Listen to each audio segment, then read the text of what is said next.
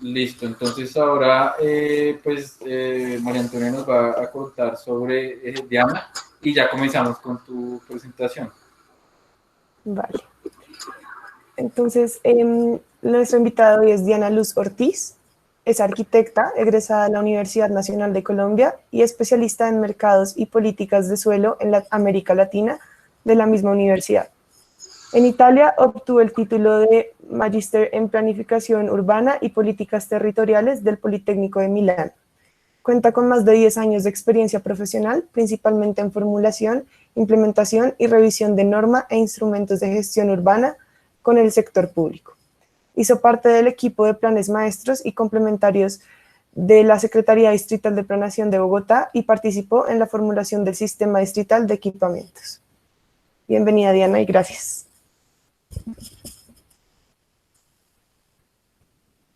Bueno, pues buenas noches, muchas gracias por esta invitación.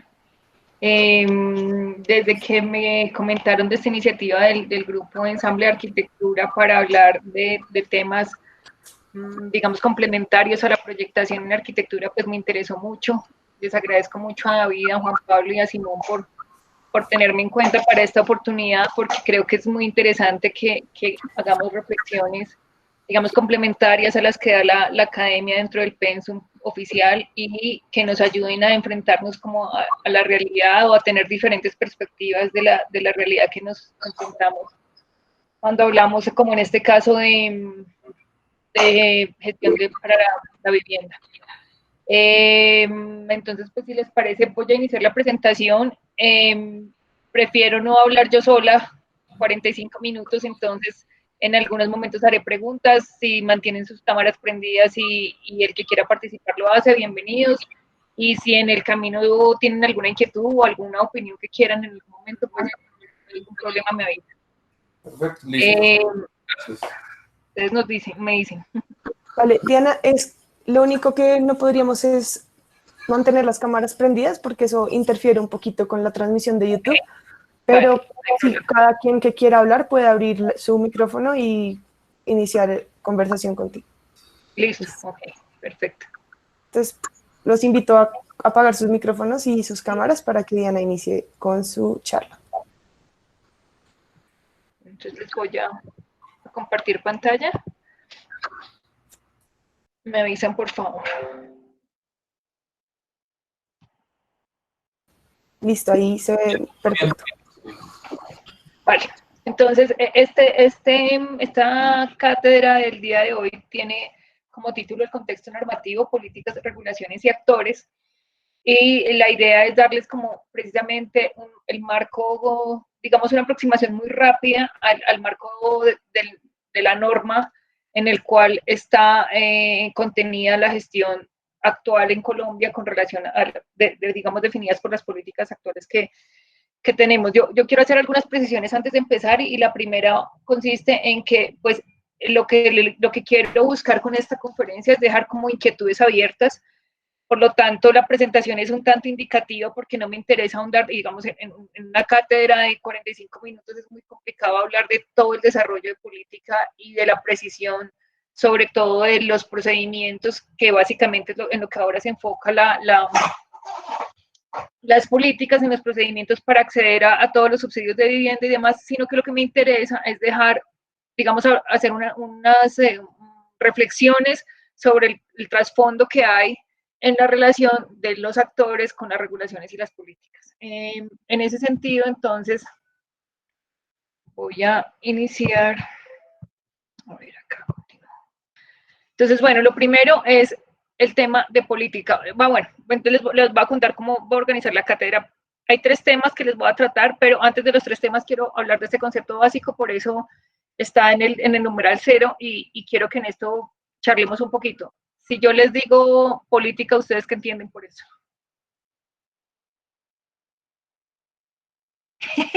Sin cogerse la cabeza. Por eso me gusta que la cámara. Un conjunto de normas y la participación de la ciudadanía en el manejo del Estado, tal vez. Bien, normas y participación, ok. ¿Otra opinión? También una posición ideológica que se transforma en una pues sí, en una guía y sí, en una normativa y como en un conjunto de leyes, pero yo creo que parte de una posición ideológica, ¿no? De alguna manera. Sí, creo que es más una directriz. No, yo creería que la política es pues en principio el concepto como tal creería que va más ligado a una forma de organización social, la forma como una sociedad se organiza en sí misma y todo lo que tiene que ver con eso, pues lo llamaría pues, política. Yo creería, Participación. sí, política como lineamientos del Estado frente al actuar en unos temas específicos, o sea, como ese marco general del Estado para proceder frente al tema específico. Listo, vale, gracias. Entonces, frente a esto, pues la verdad es que todos tienen razón en parte, porque en el español la palabra política, y por eso el título se llamaba Políticas con S y política, la palabra política tiene bastantes acepciones. Entonces, quiero traer aquí dos, hablando, digamos, consultados desde la Real Academia de la Lengua. La novena acepción que plantea la Real Academia de la Lengua es efectivamente lo que algunos de ustedes dijeron como la actividad del ciudadano cuando interviene en los asuntos públicos, con su opinión, con su voto, de cualquier otro modo. Y aquí básicamente estamos hablando de la conformación de partidos políticos, ¿verdad? Digamos, de toda la actividad que tenemos cuando hacemos conformación de partidos políticos o cuando participamos simplemente con una opinión en las decisiones de los asuntos públicos, como aquí mismo está diciendo. Pero también hay una excepción que normalmente nosotros la entendemos con ese significado cuando le ponemos la S, cuando hablamos de políticas, y es la de las orientaciones de las que ustedes también hablaron, y es todas las orientaciones o directrices que rigen en la actuación de una persona o entidad. En este caso, cuando uno habla de política pública, está hablando de la entidad de la que está hablando, es del Estado, ¿cierto? Del Estado que está rigiendo un territorio, una nación. Entonces, con estas dos acepciones, digamos, normalmente nosotros confundimos una con la otra y la verdad es que ambas hacen parte de estadios distintos y en eso estoy de acuerdo con la opinión que nos decía, que iniciaba por una ideología, ¿cierto? Entonces inicia por una posición ciudadana de personas, de individuos que seguramente se conforman en grupos y que logran llegar a establecer una orientación o directriz. En este sentido, pues todos hacemos política, ¿cierto? Todos hacemos política, así participemos o no participamos directamente. El hecho incluso de no participar también permite que se tomen ciertas decisiones que terminan volviéndose en orientaciones oficiales y que son las que determinan el desarrollo, el marco jurídico en el que se desarrollan los planes y proyectos en un país, en un municipio, en un territorio. Este tema de las orientaciones está más relacionado con las regulaciones, es decir, cuando una actividad ciudadana se constituyó gracias a la participación popular, gracias a un proceso, digamos, en nuestro caso, un proceso democrático, de acuerdo como está establecido en la Constitución, cuando saltó de ser una actividad ciudadana y pasó a convertirse en orientaciones del Estado, se convierte en una regulación. Entonces, la política ahí toma la acepción de ser una regla, ¿no? Entonces, esa es una primera claridad, porque hoy lo que vamos a hablar es de las políticas como orientaciones del Estado, ¿sí? De cualquier forma, todos también tenemos posiciones políticas en cualquier cosa, ¿sí? En la casa de uno, la regla, por ejemplo, de que en esta casa se contesta el teléfono hasta las 10 de la noche, eso ya casi no se usa, pero antes se usaba. Aquí se llama hasta las 10 de la noche, cuando el teléfono no era celular, ¿cierto? O aquí se entra hasta las 10 de la noche, porque esta es una casa decente. Entonces, entrar hasta las 10 de la noche es la regulación, esta es una casa decente, es la orientación. Sí, la orientación que hay detrás, la política que hay detrás de esa regla, es que la casa debe ser decente, ¿sí? Eso, como les digo, por lo tanto, políticas, o cuando ustedes llaman a un call center de cualquier servicio público, no, es que deme sus datos porque por política la entidad debo verificar sus datos, ¿sí? Es una regla que atiende a una orientación, que es una política. Pero hoy vamos a hablar no de políticas en cuanto a entidades privadas, ni cuanto a entidades, digamos, incluso no tanto territoriales, sino política de vivienda en el país, en Colombia. Entonces vamos a hablarlo como desde el nivel más alto. Ese es el primer concepto básico que quiero aclarar. El segundo concepto, aunque no voy a explicar esto con tanto detalle, el segundo concepto es que ya metiéndonos en el mundo de las regulaciones tienen 3 clasificaciones generales. La primera, y tienen también su jerarquía, ¿no? Entonces, el primer estadio de la jerarquía es el de los principios, el segundo es el de las metareglas y el tercero es el de las reglas de conducta. Los principios, las políticas están acá, en este nivel, en los principios. Y nuestra carta de navegación política, pues es la Constitución Política de Colombia. Y de ahí parte todo el origen de la política, de cualquier política económica, social, cultural, parte de la Constitución Política de Colombia. Las metareglas, esto acá lo que hace es definir, hay de 2 tipos, una las que definen quién hace qué, ¿cierto? Entonces, tal entidad se encarga de tal cosa, tal entidad de otra, y la otra la que desarrolla la política. Entonces, si aquí en la Constitución dice que tenemos derecho a vivir en paz, entonces aquí la tipo A me va a decir cuál es la entidad encargada de verificar esos temas y la norma tipo B me va a decir cómo es que vamos a hacer para vivir en paz, ¿sí? Y posteriormente habrá un desarrollo. Para el tema de vivienda, el desarrollo de la Constitución Política está hecho con algunas leyes que no voy a explicar con detalle, ley novena del 89, ley tercera del 81, y posteriormente se ha hecho con los planes de desarrollo nacionales. ¿Ustedes por qué creen que entran ahí los planes de desarrollo?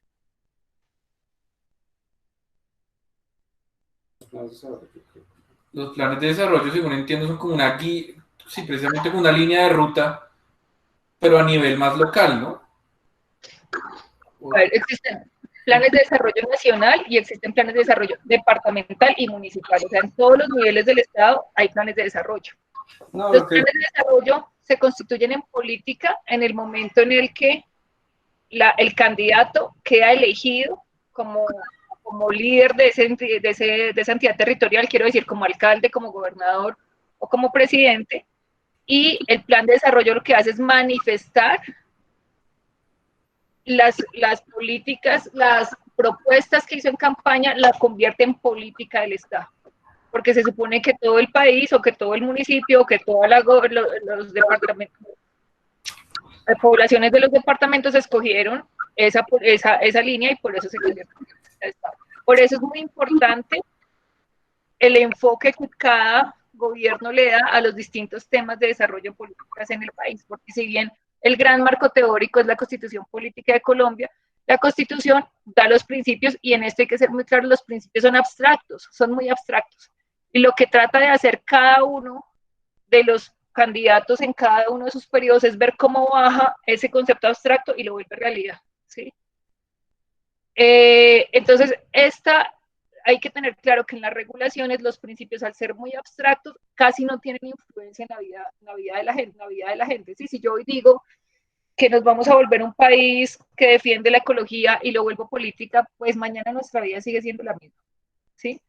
Pero si yo bajo eso allá a la norma, la regla de conducta, y digo que por ecología mañana le prohíbo fumar a todo el mundo y el que salga fumando le pongo una multa, pues eso sí afecta la vida de todo el mundo, porque todo el mundo va a tener esa restricción inmediata. Entonces, es muy importante tener claro que las reglas de conducta tienen un impacto mucho más fuerte en la vida diaria, mientras que las políticas son mucho más abstractas, pero que las políticas son las que dan la línea. En teoría, ningún presidente o alcalde o gobernador puede hacer algo que esté por fuera de esta constitución política, ¿cierto? Porque no es la línea del país, no es en lo que nos hemos puesto de acuerdo. ¿Tienen alguna duda hasta ahí? Listo, esta es la segunda con una ñapa, y es que curiosamente nosotros muy alejados de la vivienda, los arquitectos, ya que en este equipo hay tantos arquitectos, nos dedicamos a las normas de ordenamiento territorial, a las normas de conducta, pero casi no participamos en estos temas de políticas y de decisiones. Y creo que también ahí es un llamado de atención a nosotros arquitectos. Yo siempre les digo a mis alumnos que hay que aprender a hablar otros idiomas, que no nos basta simplemente con ser proyectistas, que necesitamos saber entender de otros conceptos que no tienen que ver de pronto ni siquiera con el espacio como nosotros lo concebimos, y esto hace parte de esa necesidad que tenemos de ligar lo que conocemos nosotros del manejo espacial, digamos, y la forma como se gestiona la política y cómo se definen los lineamientos del país. Esa es el segundo tema que quería dejar. Y el tercer tema que quiero aclarar, digamos, dentro de mentiras, antes de esto es, el tercer tema que quiero aclarar es que que de esto me voy a volver a referir más tarde, es que en esta aproximación espacial al territorio, pues nosotros estamos también desligándonos de la generación de vivienda como tal. Estamos hablando simplemente del espacio territorial o de la espacialidad, pero no tenemos una relación directa con la producción de vivienda porque la reglamentación de la producción de vivienda está acá, en el país. La reglamentación, no quiero decir que digamos que no exista nada por fuera de esto, pero las líneas gruesas están acá. Lo que permite, la línea en la que el país se mueve para producir vivienda está acá, ¿sí? Entonces, al nosotros centrarnos mucho acá, como arquitectos, como urbanistas, pues nos desligamos también de esa posibilidad de producción de vivienda. Listo, ahora sí, empezamos con los conceptos. Entonces, hablamos que el primer tema, el punto de partida de la política de Colombia está en la Constitución. ¿Alguno sabe qué dice la Constitución Política de Colombia con relación a la vivienda? ¿Algún ciudadano? Que todos tenemos derecho a tener vivienda de calidad. Casi, muy bien. Todos los colombianos tenemos derecho de acceso a la vivienda digna y de calidad. El Estado también debe proveer vivienda digna a los ciudadanos. Bien. Bueno, muchas gracias. El artículo 51 de la Constitución Política de Colombia nos habla tal cual que todos los colombianos tienen derecho a vivienda digna, como ustedes dijeron. Significa que existe como un derecho ciudadano, que es muy importante, y que el Estado fijará las condiciones necesarias para hacer efectivo este derecho y promoverá planes de vivienda de interés social. Y aquí empieza nuestra historia, porque lo que la política nos está diciendo es que el Estado debe encargarse de hacer efectivo el derecho a la vivienda digna y promover planes de vivienda de interés social. No nos está hablando de vivienda comercial, no nos está hablando de vivienda para hartos el trato, sino nos está hablando de planes de vivienda de interés social. Ahí habla de más cosas, sistemas adecuados de financiación, formas asociativas de ejecución, más cosas, pero digamos que el punto aquí que quiero resaltar es el tema del interés social, porque lo que nos está diciendo la Constitución Política es que todos los esfuerzos del Estado y por lo tanto nuestros recursos deben ir encaminados a este tema de la vivienda de interés social. Listo. También nos decían en la presentación, Sayek creo que era, nos hablaba de su interés en la política de vivienda rural.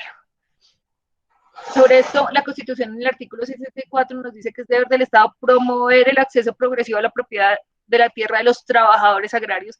Y aquí hay unos términos, digamos que así como son de abstractos, son de fuertes. Desen cuenta que aquí no habla de los campesinos, ni de las personas en el campo, ni de habitantes del campo, sino que habla de trabajadores agrarios. Porque la idea del trabajo en la propiedad es muy importante. En el concepto jurídico de la propiedad, la idea del trabajo detrás de esa posibilidad de adquirir una propiedad es muy importante. Entonces, aquí hay algunos datos como definitivos desde la Constitución. Y nos habla, bueno, nos dice más ideas de forma asociativa, individual, para todos los servicios, salud, educación, pero también nos habla de vivienda. Entonces, si uno resalta que debería promover el acceso progresivo de la tierra, y es lo otro, que nos está hablando de la tierra, no nos está hablando necesariamente de la propiedad digamos, del inmueble, sino que antes de hablar del inmueble habla del acceso a la tierra para tener ese inmueble. Sin embargo, para pesar, digamos, y en este caso de Sayek que se interesó en el tema de la vivienda rural, pues el tema de la vivienda rural en Colombia tiene un desarrollo pues mucho menor del que ha tenido el tema del desarrollo de la vivienda urbana. Incluso en este momento estamos en una transición que es muy definitiva para el país porque la vivienda rural está pasando de estar a cargo del Ministerio de Agricultura y está pasando a estar a cargo del Ministerio de Vivienda, pues como debería ser, porque la vivienda, pues es vivienda si esté en el campo o esté en la ciudad, ¿cierto? Es vivienda.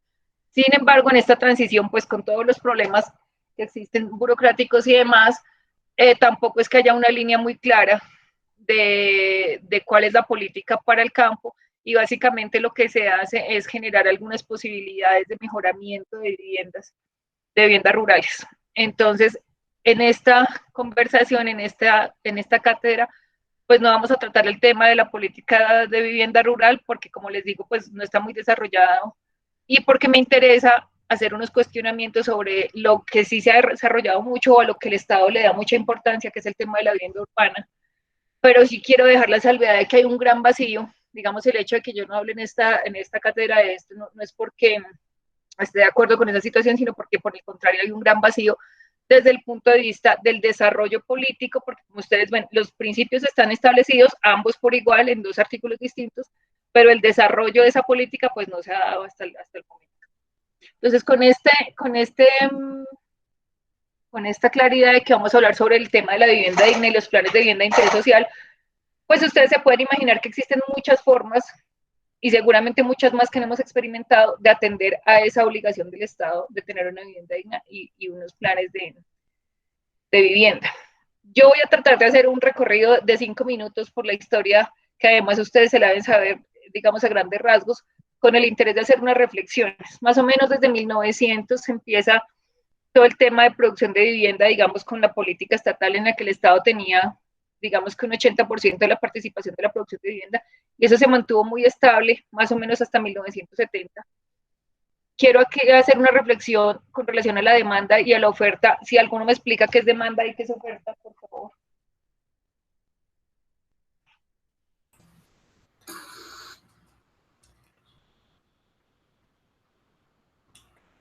No sé, pues la demanda debería ser las necesidades, en este caso de vivienda, que tiene una población, y la oferta son las opciones que se tienen para cubrir esas necesidades.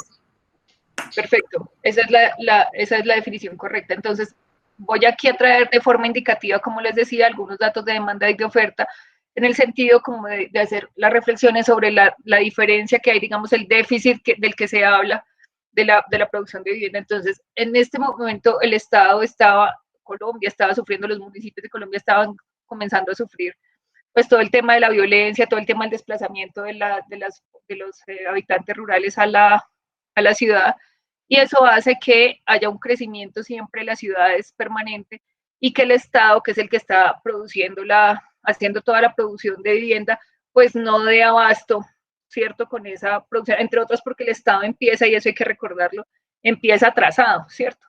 Y empieza atrasado porque las ciudades crecieron, porque tenían problemas de habitabilidad. Entonces, el enfoque que hay en este estadio es más un tema de saneamiento, de tratar de proveer acueductos, de tratar de mejorar los temas de hacinamiento, y en esa medida, pues el Estado siempre vino atrasado, ¿cierto?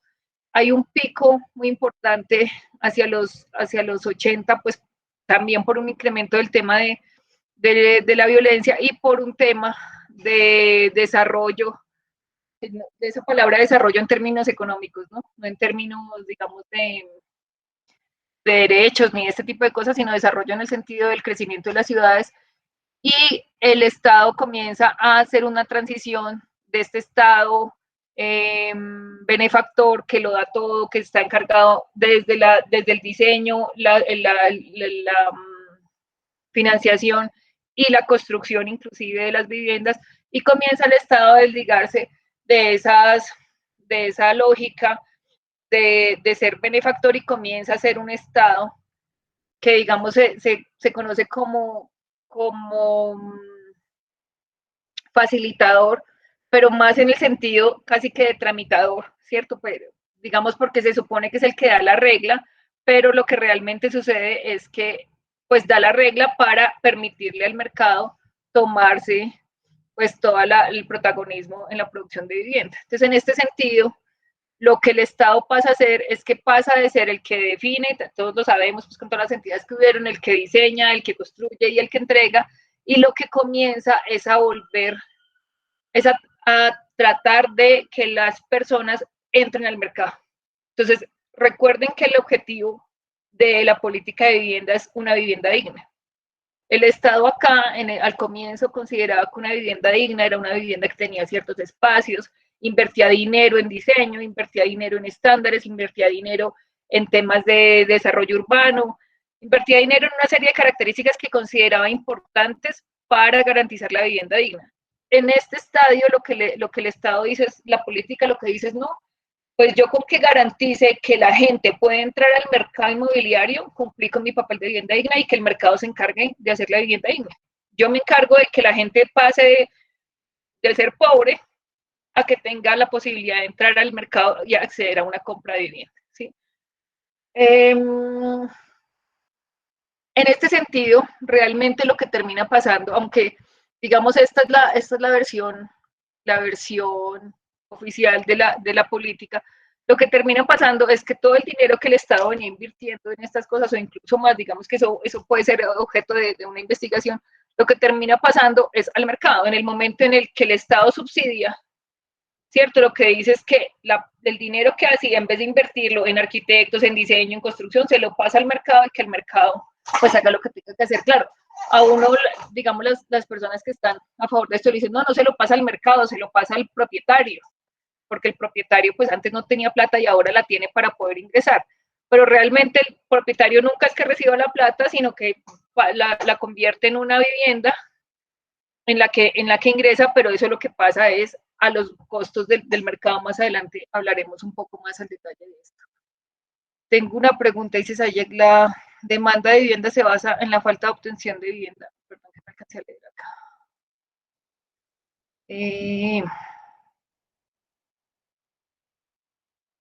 No puedo ver el chat. Ya lo vi acá. Si me ayudan. Ya, aquí dice, tengo una pregunta. ¿La demanda de vivienda se basa en la falta de obtención de vivienda o en la falta de calidad de vivienda? Listo, eso es otro tema súper importante. Listo, voy a aprovechar y lo voy a hablar acá. Gracias por esa pregunta. Y es que la demanda de vivienda la determina, como esto todo es política oficial, ¿cierto? Entonces esto lo tiene que determinar oficialmente una entidad. Y la entidad que oficialmente define esto es el DANE. Pues actualmente es el DANE, digamos, anteriormente las entidades oficiales se encargan de sacar este déficit. El déficit está definido básicamente en dos características. Por ahí me está alzando la mano.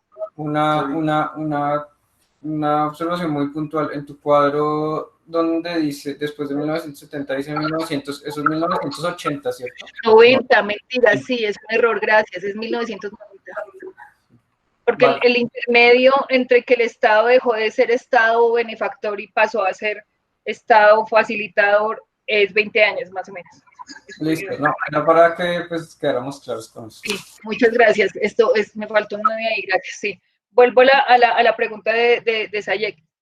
A ver, la demanda se define, voy a resumirlo muy rápido, en dos tipos de déficit, el déficit cuantitativo y el déficit cualitativo. Digamos que todos entenderíamos que cuantitativo es la cantidad de unidades. No, empecemos por el cualitativo. El cualitativo es que hay un listado de características mínimas que se supone que debe tener la vivienda, que también es muy cuestionable y que podríamos demorarnos otra cátedra cuestionando ese listado, pero digamos que hay una lista de chequeo y el DANE hace las encuestas, y cuando hay una vivienda que tiene una situación tan crítica en ese listado de actividades, pasa al déficit cuantitativo porque se supone que no se puede superar con un mejoramiento. Entonces pasa de ser déficit cualitativo a cuantitativo, y ahí es donde se cuentan las unidades que harían falta.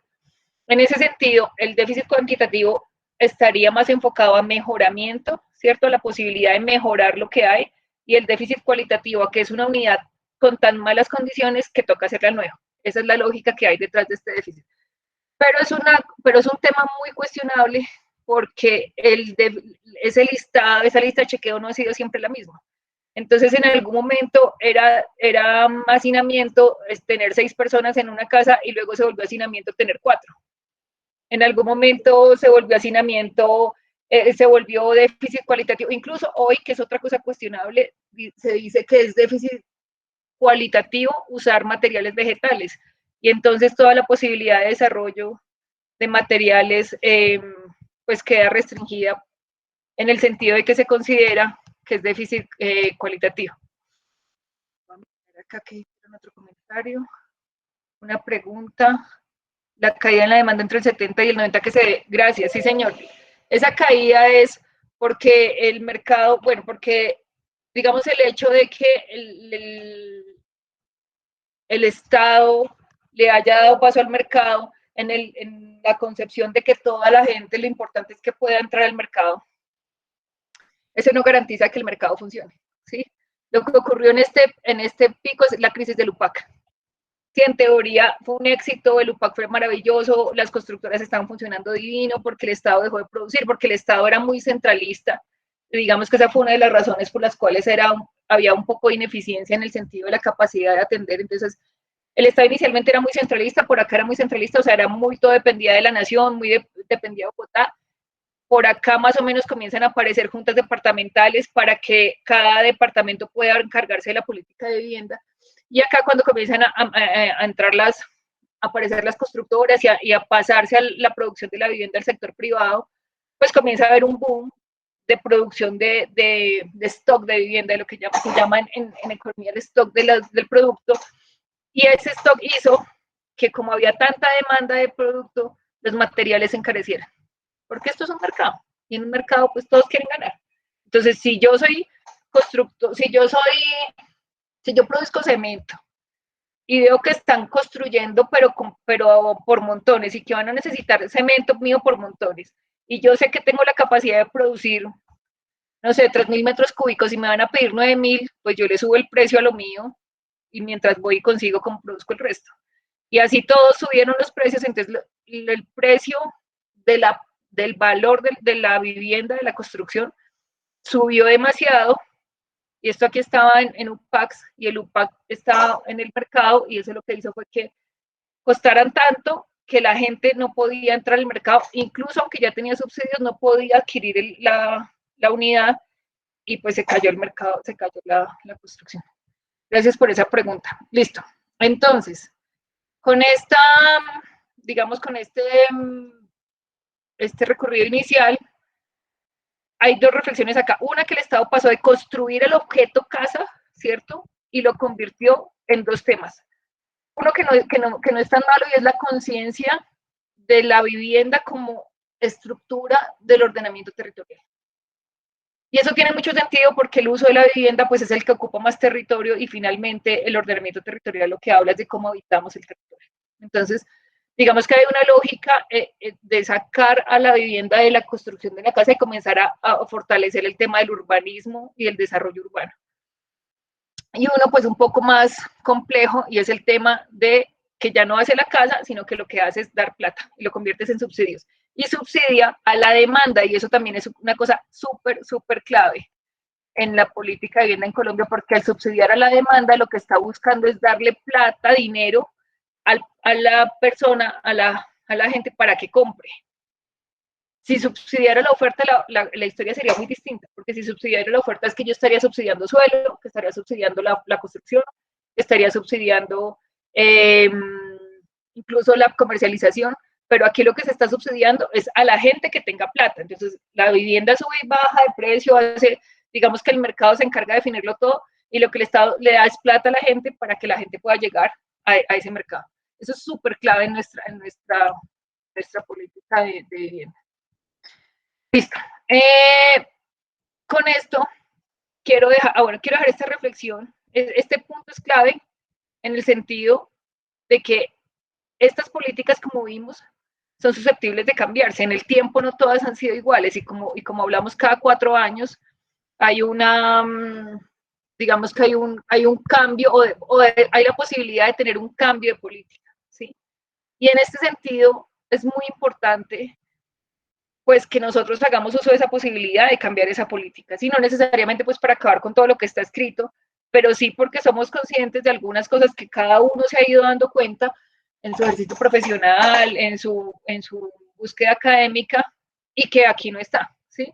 Una era la que yo les hablaba, esta de que no se subsidie la oferta, sino que se subsidie la demanda, pues genera unas distorsiones del mercado que ya veremos, y que eso lo que hace es que va directamente relacionado con la eficiencia de la política y con lo que realmente estamos buscando de ese objetivo de la constitución política, de darle vivienda digna y vivienda de interés social, ¿cierto? Con una calidad digna.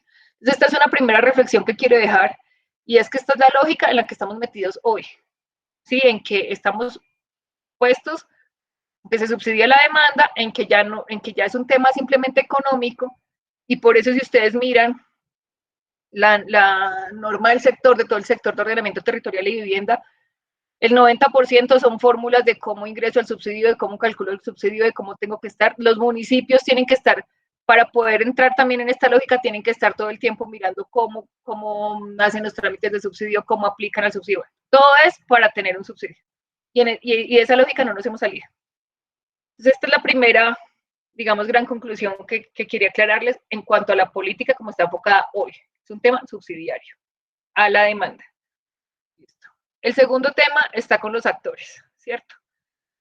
Entonces, en esta misma línea de tiempo, digamos, comienzan a aparecer unos actores al comienzo, cuando el Estado era completamente encargado del tema, entonces aparecen entidades como la Caja de Crédito Agrario, y ahí con este tema de la vivienda rural, des en cuenta que aquí estaba Caja de Crédito Agrario, porque estaba buscando el tema de la vivienda rural, aparece el Banco Central Hipotecario, aparece el Instituto de Crédito Territorial, y les comentaba que en la medida en que esta política fue avanzando, pues se comenzó a dar cuenta de la ineficiencia del Estado centralista, entonces comenzaron a descentralizarlo y abrieron las juntas departamentales en 1946 para que los departamentos fueran los que se encargaran de la política de vivienda.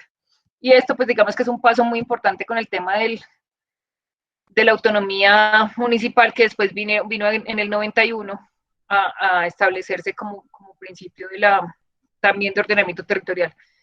Aparecieron entidades como la Caja de Vivienda Militar, en ese sentido de comenzar a descentralizar y de que el Estado tuviera distintas entidades para poder canalizar los recursos. Aparece después el Fondo Nacional del Ahorro en 1968, buscando hacer todo el manejo de apoyo, de acompañamiento financiero a la demanda. Y recuerden que yo les dije que aquí apareció una conciencia de la vivienda como ordenadora, como eje central del ordenamiento territorial. Entonces aparece una figura que se llama el Consejo Superior de Vivienda y Desarrollo Urbano, porque ya se está pensando en la vivienda como parte del desarrollo urbano. Desde el punto de vista privado, y aquí no les pongo todavía tan anaranjados porque era como un intermedio, cuando comienza a hacer esta transición aparecen las asociaciones mutuales en las que se habla de todo este tema colaborativo, de economía solidaria, para poder generar vivienda, y hay unas experiencias interesantes a partir de esto. Y también los bancos comenzaron a generar departamentos de crédito y de ahorro, porque aquí se comenzó con esta idea. Recuérdense también que esto es el tema del liberalismo que está pasando al neoliberalismo, ¿sí? Que es como la verdad y la posverdad, que la verdad es una cosa y la posverdad es todo lo contrario. Aquí pasó lo mismo. Entonces, todo el tema del liberalismo, de la garantía de derechos, se convirtió en neoliberal y pasó de ser del respeto de las libertades por los derechos a la libertad de mercado. Y entonces en esta libertad de mercado, como comienza a estimularse el tema del ahorro para que cada uno tenga su capacidad de pago, los bancos comienzan a abrir departamentos de vivienda y ahorro. Y siempre la vivienda, ustedes van a escuchar en política que está relacionada con la idea del ahorro, que ya veremos pues si funciona tan bien o no, pero está siempre vinculado. Cuando ya empieza todo el boom del paso al tema de políticas económicas neoliberales, pues los bancos tienen una fuerza muy grande y una parte de los bancos comienzan a abrir departamentos de construcción, porque se dan cuenta que todo este apoyo del Estado para entrar a la gente al mercado, pues es dinero que ellos van a recibir si se vuelven constructores.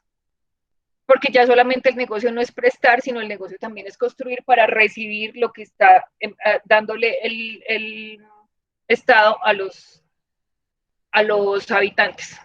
Entonces, aquí aparecen también unas entidades que van a ser definitivas en la política de vivienda actual, y son las cajas de compensación familiar, que son privadas, privadísimas, ¿sí? Pero aparecen como intermediarias del trámite de estos subsidios para vivienda. El Instituto de Crédito Territorial para esta época ya desaparece y se convierte en el INURBE, pero el INURBE dura realmente 3 años más y se acaba. El Fondo Nacional del Ahorro y la Caja de Vivienda Militar también se transforman con esta lógica de subsidios, porque lo que todos están buscando es comenzar a recibir la plata del Estado, ¿cierto? Entonces, para poder recibirlas tienen que transformarse a la lógica de subsidios para que les pueda llegar ese dinero. Como les dije, el INURBE desapareció y finalmente los constructores adquieren una fuerza gigantesca y las cajas de compensación familiar también se vuelven constructoras. Y los bancos pues siguen con su lógica de ser constructores, entonces la caja de compensación familiar da subsidios y es constructor, y el banco da préstamos y es constructor. Tienen esa lógica los actores en esta es como la evolución. Entonces, si vamos a nuestra idea de política de la demanda y la oferta y los subsidios a la demanda, entonces vamos a ver que los constructores son los encargados de desarrollar toda la oferta, de generar toda la oferta, de hacer la producción de vivienda, pues hablando en términos económicos, y los bancos, las cajas de compensación familiar, y aquí aparece una entidad que se llama Fonvivienda, que es un fondo creado en el 2003 precisamente para manejar todo el tema de asignación de subsidios en todo el país, que realmente depende del Ministerio de Vivienda y realmente tiene un funcionario, porque lo único que debe hacer es, a partir de la identificación del listado de beneficiarios, autorizar el dinero. Entonces, esta es la única entidad pública que aparece hoy dentro de la generación de la producción de vivienda como está hoy en la política, ¿cierto? ¿Qué pasa con esto? Ustedes se acuerdan que aquí dijimos que los bancos eran mitad constructores y mitad prestamistas, y que las casas de compensación familiar eran mitad constructores y mitad manejaban todo el tema de parafiscales. Pues resulta que esto significa que la mitad de ellos está apoyando a la demanda y la otra mitad está haciendo la oferta. ¿Qué se les ocurre que es esto? ¿O qué escenario les parece que es este? Si está el mismo actor tanto en la oferta y en la demanda, ¿eso qué idea les da a ustedes? Monopolio. ¿Monopolio? Exacto. Lo que se ha generado es un monopolio en la producción de vivienda. Eso es básicamente lo que está. El mismo actor jugando diferentes roles, lo que genera es un monopolio, y el hecho de tener un monopolio, pues todos sabemos que en la economía significa que pues pueden manejar el mercado, ¿cierto? Hay otro aspecto acá que es importante y es el tema de los propietarios de suelo. Entonces resulta que dicen, ¿a dónde se van las ganancias? No, pues al que construye, porque él es el que se gana la plata, y el constructor siempre dice, no, yo no gano nada, el que gana de verdad es el propietario del suelo, y esos ganan, mejor dicho, estos montones, son los que más ganan, dicen las constructoras, ¿cierto? Lo curioso es que el propietario más grande de suelo es el Estado, tanto en los municipios como en las gobernaciones, como en la nación. Hay grandes extensiones de suelo libres que se están destinando a vivienda, y curiosamente la vivienda no baja de precio, que sería lo lógico, ¿cierto? Si el Estado es el dueño del suelo, y aquí me dicen que el propietario del suelo es el que más gana, pues cuando el Estado pone el suelo, debería bajar el precio de la vivienda, y qué casualidad que no pasa. Entonces, el ciudadano, el del derecho, ¿cierto? El que está ya en la Constitución, entonces con este escenario, pues ¿en dónde queda? ¿Cierto? ¿En dónde queda cuando el monopolio, cuando él se tiene, es decir, todas las posibilidades que tiene, que el Estado le ofrece, están en el monopolio? ¿No sería porque el Estado funciona también por condiciones de mercado? Sí, exacto. Cuando les expliqué lo de la política, lo que el Estado hizo fue, con esa idea de que la vivienda digna se garantizaba dándole capacidad de pago a los ciudadanos para que entraran en el mercado, pues simplemente el Estado está siguiendo lo que diga el mercado, ¿cierto? No está haciendo una regulación. Digamos que la intervención del Estado no está siendo restrictiva con el mercado, sino que la intervención del Estado está garantizando que el mercado funcione, además de subsidiándolo, porque todo el dinero lo está enviando a subsidios, ¿sí? Listo.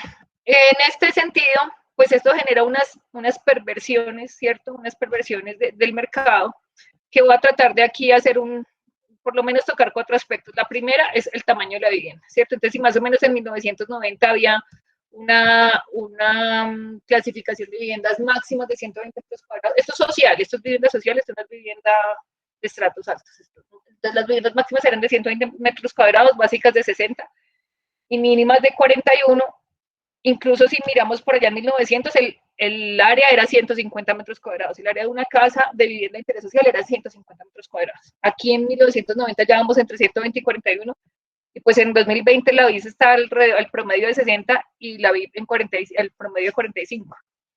Sobre esto llama la atención que el Estado no haya definido un mínimo, ¿cierto? El Estado definió un mínimo fue en plata. ¿Por qué? Porque el Estado está en la lógica de que lo que tiene que hacer es garantizar que la gente pueda acceder. Entonces lo definió en salarios mínimos. Ahorita miramos cuántos salarios mínimos están en eso. Bueno, entonces, claro, pues si las viviendas también reducen el tamaño, pues la cantidad de viviendas por hectáreas también, pues también caben más, ¿cierto? Entonces, si antes eran 37.9 viviendas por hectárea, ahora son 70, casi el doble. También correspondería a la variación del tamaño familiar. Sí, a nosotros, digamos que esto es como muy complejo. Y lo que yo estoy tratando acá, como les dije, es darles como datos indicativos, pues porque esto realmente es un tema muy complejo, pero también creo que hay muchos mitos, ¿cierto? Entonces, hay muchos mitos que nos dejan y pues yo quisiera dejarles como inquietudes para que ustedes después buscaran por su parte. Sí, nos dicen, ay, que las familias se redujeron. Ok, sí, efectivamente hay reducción de algunas familias, pero si uno va y mira la caracterización de la población que debería aplicar a vivienda de interés social, porque recuerden que yo aquí no estoy hablando de vivienda comercial, pues la composición es básicamente la misma. Desde 1900 hasta acá no es que haya variado mucho. Desde siempre se ha calculado con cuatro personas por vivienda.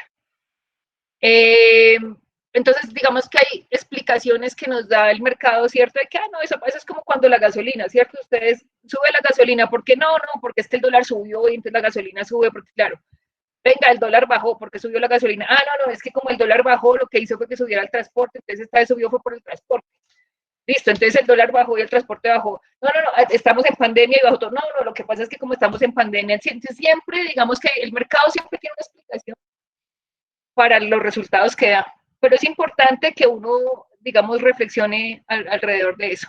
Bueno, entonces en cuanto a intensidad del suelo, la intensidad, digamos, se duplicó del uso del suelo, igual, pues obviamente los habitantes, entonces pasamos de 195 a 232, lo cual es curioso porque si ustedes se dan cuenta, aquí es casi el doble de viviendas y los habitantes no son el doble, ¿cierto?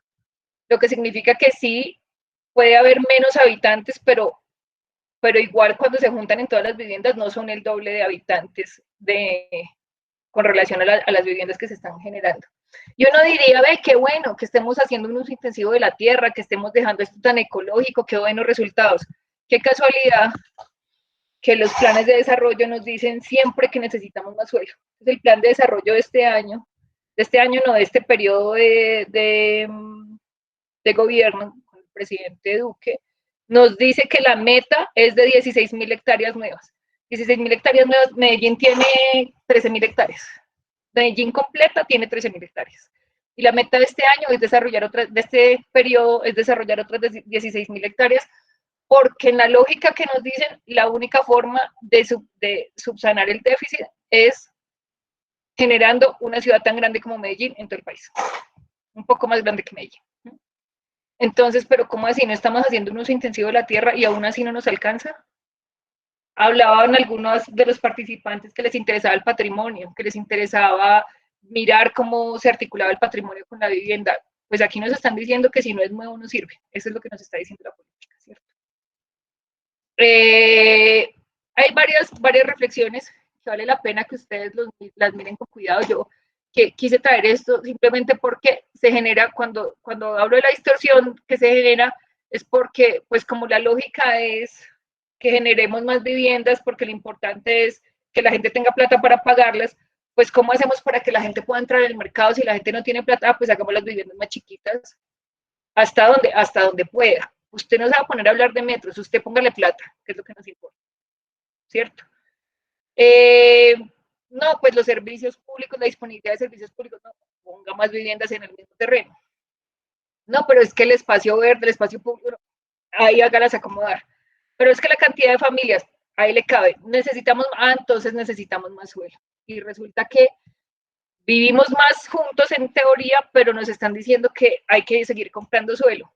Entonces, es eficiente, digamos, a mí me parece contradictorio que la política misma nos diga, no, vamos a hacer un uso intensivo del suelo, pero así mismo nos diga que hay que ampliar, porque ¿será que hemos crecido tanto como país para que tengamos que hacer el uso intensivo de la tierra casi del doble y aún así ampliar 16.000 hectáreas nuevas.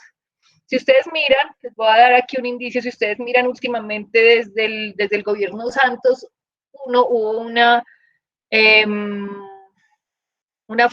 se facilitó, acuérdense que este es el Estado facilitador, se facilitó la urbanización de zonas de extensión o la inclusión de zonas de extensión en el perímetro urbano de las ciudades. Y hay montones de metros que se incluyeron, que se incorporaron al perímetro urbano porque el Estado facilitó la incorporación. Ustedes saben que para incorporar suelo tiene que hacerse una modificación del plan de ordenamiento territorial. Bueno, eso es todo un proceso que se demora montones y el Estado facilitador facilitó la incorporación de hectáreas sin necesidad de hacer todo ese trámite. Y la facilitó por una vez y después hicieron una modificación y la facilitó por una segunda vez. Valdría la pena que alguien mirara si esas hectáreas están ocupadas. Nos dijeron que las necesitábamos urgente ya. Y es urgente ya porque acuérdense que estamos hablando de vivienda digna, de gente que no tiene capacidad que no tiene el acceso a la vivienda digna en este momento. Y nos dijeron que las necesitaban ya porque el déficit era altísimo. Y 5, 6, 7 años después, allá sigue el suelo urbanizado en escritura, urbanizado en papeles y vacío.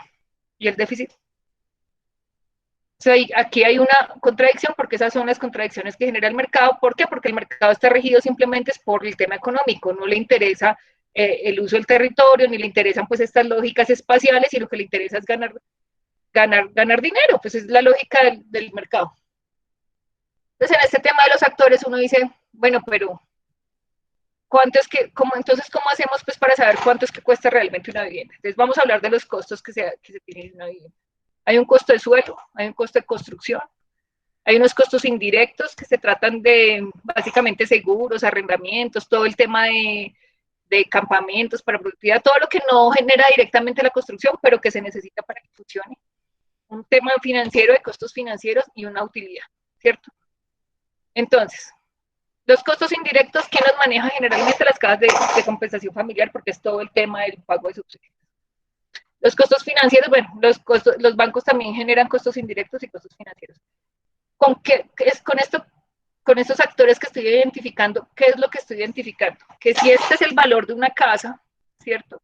Este porcentaje se lo tengo que pagar a esta caja, este porcentaje se lo tengo que pagar al banco, este porcentaje solo se lo tengo que pagar al propietario de suelo, el costo de la construcción y la utilidad se la lleva el constructor, porque la actividad de él con la que él gana plata es construyendo, ¿cierto? Entonces uno dice, listo, aquí ya tenemos identificados todos los actores que con esto me vale. Acuérdense que el Estado no está subsidiando la oferta, o sea, en ningún momento está subsidiando el dinero del banco, ni el dinero de la caja de compensación familiar, ni está subsidiando el valor de la obra, ni está subsidiando la utilidad, ni el valor del suelo, sino que, ¿qué está pasando? Que supuestamente el Estado me dice, no, tranquilo que usted que no tiene acceso a todo esto, porque esto tiene mucho dinero, esto le vale mucho dinero, no se preocupe. Por medio de Fonvivienda nosotros hacemos el procedimiento, identificamos cómo son los beneficiarios y con el banco y la caja de compensación familiar unimos plata y lo volvemos a usted parte del mercado. Y entonces ahí usted puede tener la plata para pasárselo al constructor. Porque esto que a usted se lo dan, usted no se lo queda para usted, usted se lo pasa al constructor y es más, nunca le llega. Nunca le llega porque esta gente se lo pasa acá y además usted obviamente pues adquiere el compromiso con la constructora, ¿cierto? Listo. Entonces en este escenario uno dice, bueno, ¿y Fonvivienda de dónde saca el dinero? Ah, bueno, porque acá me están diciendo que el Estado me está ayudando a mí para entrar a ser parte del mercado, ¿cierto? Fonvivienda, ¿de dónde saca el dinero? Pues de lo que le damos todos nosotros. Entonces nosotros ya dimos un dinero a Fonvivienda en el sentido de que son los impuestos de todo, ¿cierto? ¿De dónde sacan el dinero la caja de compensación familiar? ¿Alguien sabe de dónde sacan el dinero la caja de compensación familiar? De los parafiscales. Exacto. ¿Quién paga los parafiscales? Las empresas privadas. Los aportes del trabajador y entre los dos completaron la respuesta, muy bien. La mitad la paga el trabajador y la mitad la paga la empresa, ¿cierto? Entonces, esto es un dinero que nosotros todos los colombianos ya dimos, porque es obligatorio. Las cajas de compensación lo tienen porque nosotros ya lo dimos, ¿cierto?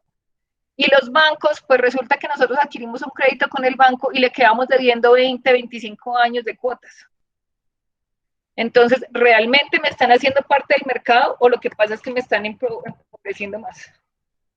Porque todo el dinero salió de nosotros, ¿cierto? Y lo que está haciendo es que está, finalmente, al constructor sí le llega su plata, el constructor a mí sí, claro, me da una vivienda, pero acuérdense que él se queda con una utilidad, acuérdense que él maneja el tema de la construcción, y acuérdense todavía más que resulta que este constructor es este mismo banco y este mismo caja de compensación familiar. Entonces resulta que la caja de compensación me dice, sí, claro, yo le doy la plata que yo ya le di, se la voy a volver a dar a usted, pero se la pasas a la constructora que soy yo mismo. Entonces, esto es una lógica que está enmarcada en una teoría de juegos que se llama juegos de suma cero. ¿Alguien sabe y no se vale el equipo de ensamble? ¿Alguien sabe en qué consiste el juego de suma cero? O la teoría de juegos, ¿alguien sabe de qué trata esto? ¿Ninguno? Son juegos donde no hay perdedores. No, al contrario. Bueno, estos juegos, a ver, empecemos por el contexto. La teoría de juegos es una teoría que se inventó en los 70 por los matemáticos, de los mismos que crean los algoritmos y todo esto para que sepan más del comportamiento de uno que uno mismo. No, pero la suma es que todo, exacto, eso que dice Carlos Iván es lo correcto. Entonces, los matemáticos descubrieron que se pueden describir los comportamientos humanos a partir de digamos que hay unos prototipos de comportamiento y a cada uno le tiene un nombre. Entonces, este nombre de juego de suma cero significa que lo que gana un actor es lo que pierde el otro, ¿sí? Y eso básicamente así funciona el capitalismo. Entonces, para que lo tengamos claro, es una apuesta. El ejemplo más básico de esta teoría de juegos de suma cero es una apuesta. Entonces, yo apuesto 20 por algo y yo pierdo, yo pago 20 y el que ganó recibe los 20. Si yo sumo los 20 que él se ganó y pues le resto los 20 que yo perdí, el juego en general, el equilibrio del juego en general termina en cero, ¿cierto? ¿Por qué un juego de suma cero acá? Pues porque el constructor se gana lo que yo pierdo, porque todo lo que yo recibí, más lo que yo me voy a empeñar, porque me voy a empeñar en un crédito hipotecario y no sé qué, se lo doy al constructor. Y el constructor logra ganar lo que le logra, devolvámonos aquí a esta lógica, el constructor logra ganar lo que le quitó al propietario de suelo, porque el propietario de suelo, si se sube más para acá, pues no le construyen, y si se baja mucho, se lo gana el constructor. Y la caja de compensación familiar que maneja el costo de subsidios le pone un dinero a ese valor y se gana lo que esto que se gana él, lo pierde el constructor. Si esta caja de compensación familiar ganara menos, eso se le va a utilizar al constructor. Entonces, esto es un juego de equilibrio entre comillas, más que de equilibrio, es como de fuerzas, en el que todo el mundo busca ganar el máximo porque es el capitalismo, ¿cierto? Una pregunta, señor.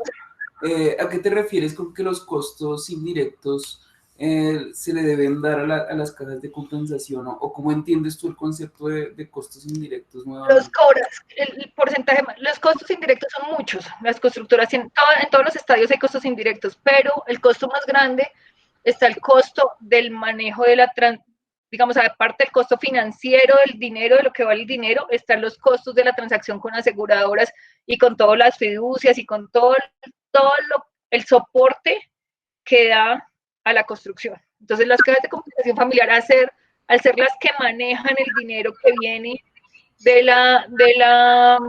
los parafiscales y que lo convierten en subsidio para pasarlo a la constructora, pues son los que más costos indirectos manejan.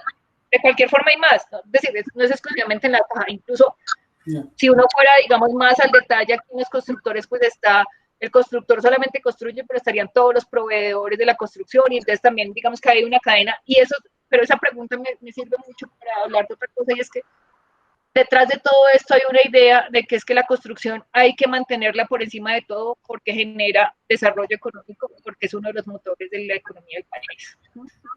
Lo cual pues es digamos que es difícil montar dos caballos al tiempo, ¿cierto? Entonces, o uno subsidia, digamos, o uno da posibilidades de solución a la vivienda social o mantiene la economía.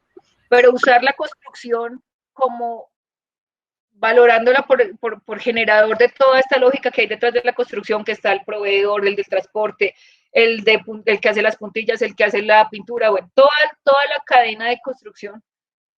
Esa justificación hace que el Estado, y ya lo vamos a ver un poco adelante, que el Estado, aunque todo esto no sea para vivienda de interés social, lo promueva y lo busque. Bueno, entonces me voy a adelantar de una vez. Si ustedes miran, hace como 3 meses, el Ministerio de Vivienda sacó una política de que ahora los subsidios van a ser no solamente para BICIVIP, sino también para vivienda comercial. Y eso no está en la Constitución Política de Colombia. Eso no está dentro de la regla. ¿En qué se basaron? Ah, no, es que con la construcción genera empleo. ¿Cierto? Pero eso no nos dice la Constitución. No lo dice la economía y digamos, la justificación de que es uno de los motores de la economía. ¿Iba en qué? En que el juego de suma cero. Entonces, toda esta tensión de actores es el mercado, ¿cierto? Entonces, el que más fuerza tiene, pues se gana más, cada uno como que busca su parte, y en toda esa historia, pues ya vimos que todo el dinero que aquí se mueve sale de, básicamente, de la ciudadanía, ¿sí? Y ustedes van a decir, no, pero es que una casita de 70 millones, una persona que se endeuda por 30 millones, ¿qué va a ganar un constructor con eso? Eso es un invento, eso no es así, esto es una exageración, pero pues resulta que vamos a ver datos. Veamos datos. Esto es el DANE, este es el último boletín de subsidio de vivienda. El valor de los créditos entregados para compra de BIS, estoy hablando solamente de vivienda de interés social, no estoy hablando de nada más, en miles de millones. En el 2020, esto da 1.8 billones de pesos, los créditos. O sea, este ejercicio, solamente en el 2020 va en 1.8 billones de pesos. Esa solamente uno de los negocios, uno solo de ellos. Siguiente, participación del número de créditos. La banca hipotecaria, esto es la banca privada, tiene alrededor de entre el 80 y el 90% de los créditos, y el Fondo Nacional del Ahorro, que es la entidad pública, no completa el 20, tiene 16 por ahí. Y las cajas y los fondos de vivienda, que es toda la economía solidaria, no completa el 1, llega al 0,7. O sea, esta es la distribución de este negocio. Y este negocio es solamente este. Yo todavía no he hablado de este, ni he hablado de este, solamente este. Estos son las viviendas financiadas. Entonces, con esta plata, con estos 1.8 billones de pesos, se financiaron en 2020, se financiaron 12.000 viviendas. Esto da un promedio de 150 millones de pesos de vivienda en promedio. Yo quiero preguntarles a ustedes, ¿cuál de ustedes tiene 150 millones de pesos para salir a comprar una casa? Esto es BIS. Estamos hablando de BIS. ¿Ninguno? Pero si se supone que la BIS es para la gente de estratos pero bajos, que están en déficit habitacional, que viven en hacinamiento o que tienen condiciones terribles de vivienda y que por eso hay que subsidiarlas.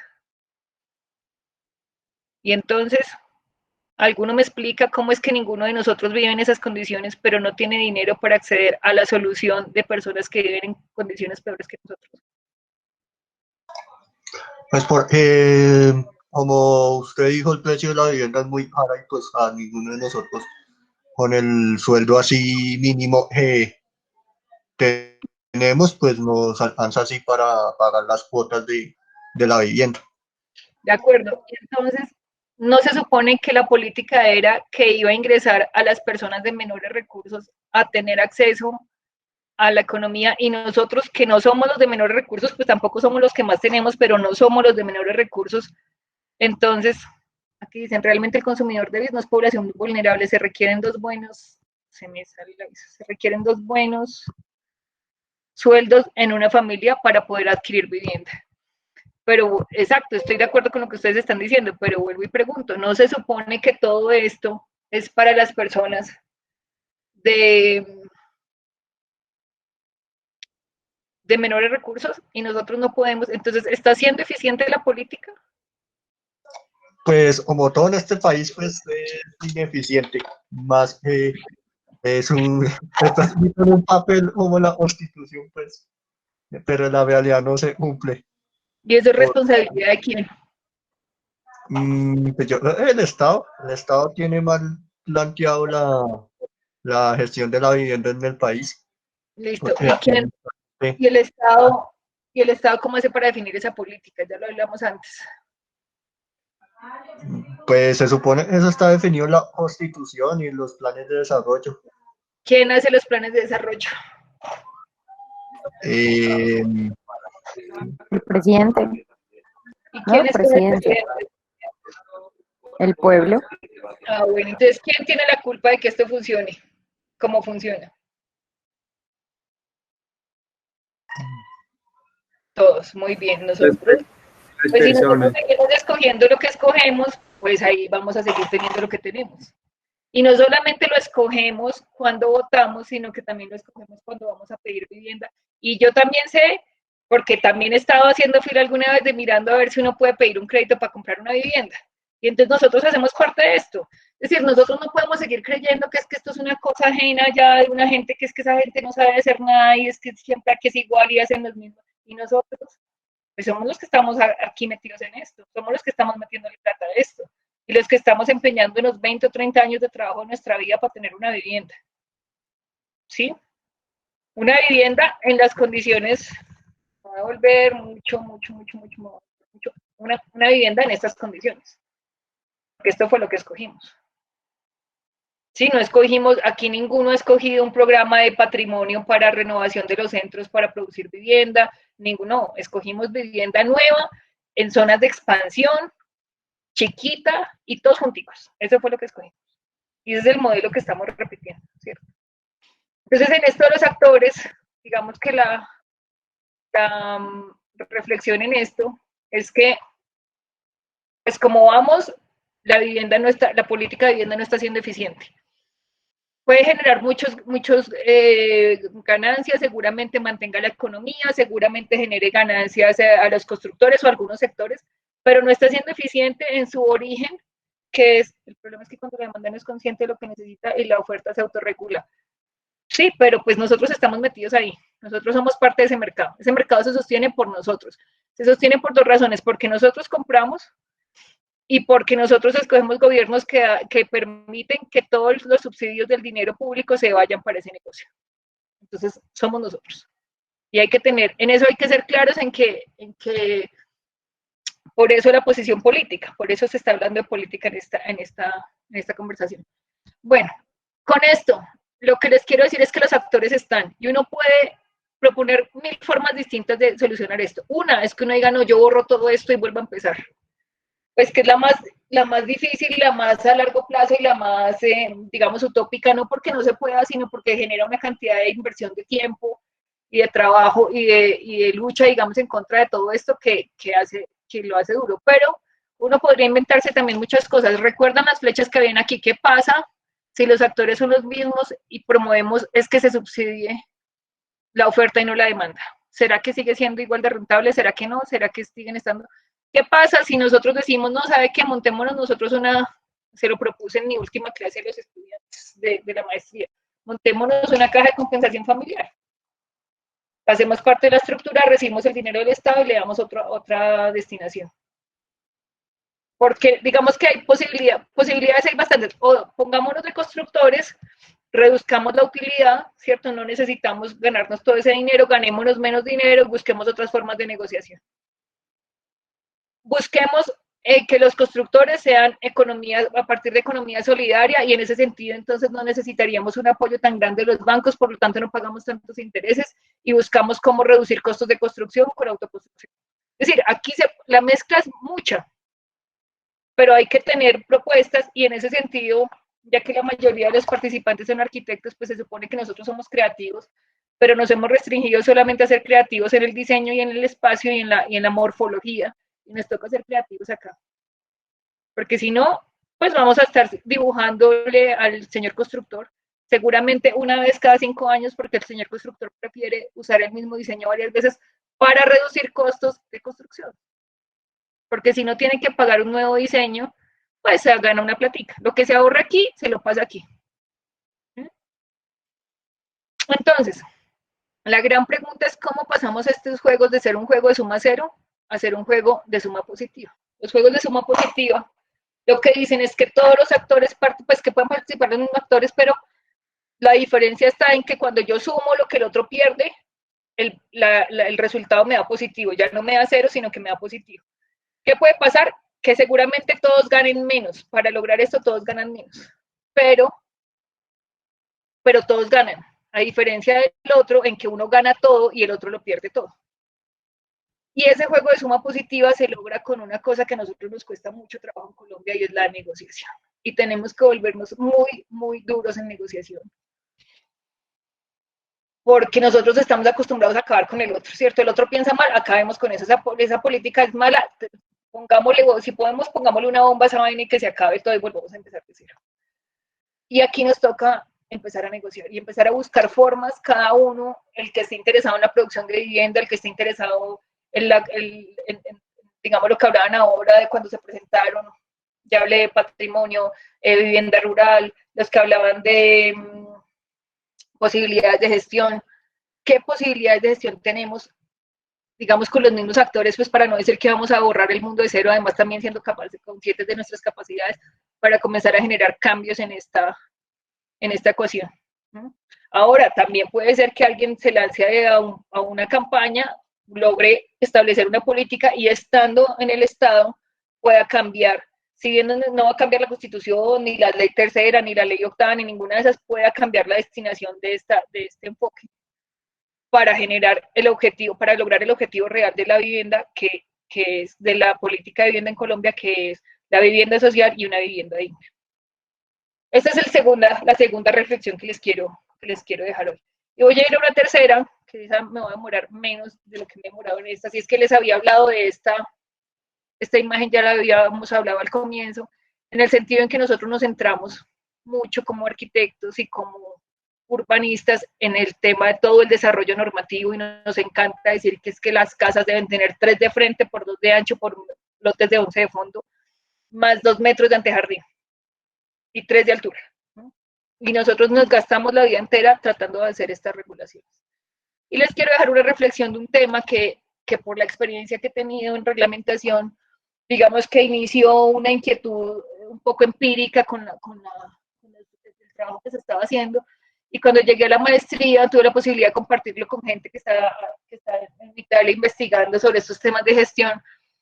Y coincidimos en una gran contradicción que hay en esta forma de producir reglamentaciones, porque ya estamos aquí hablando, recuerden que ya hablamos de la política, ¿cierto? Ya pasamos por las metareglas, que es de todo esto que hablamos, de todo el tema de subsidios y de cómo se negocia o se pasa, se materializa esta política, y ahorita quiero referirme un momento a este tema de las reglas de conducta, que son como las que les decíamos, las que más impacto tienen en la vida diaria, afectan directamente el comportamiento. Y quiero hacerles la pregunta de si ustedes creen que las normas que tenemos en las UPCs, en los planes, en todas estas regulaciones que nos inventamos nosotros, son normas de conducta, o qué normas son. Porque la idea es que lo que aquí yo regulo es a la población y la forma como se comporta la población. ¿Ustedes qué opinión tienen de eso?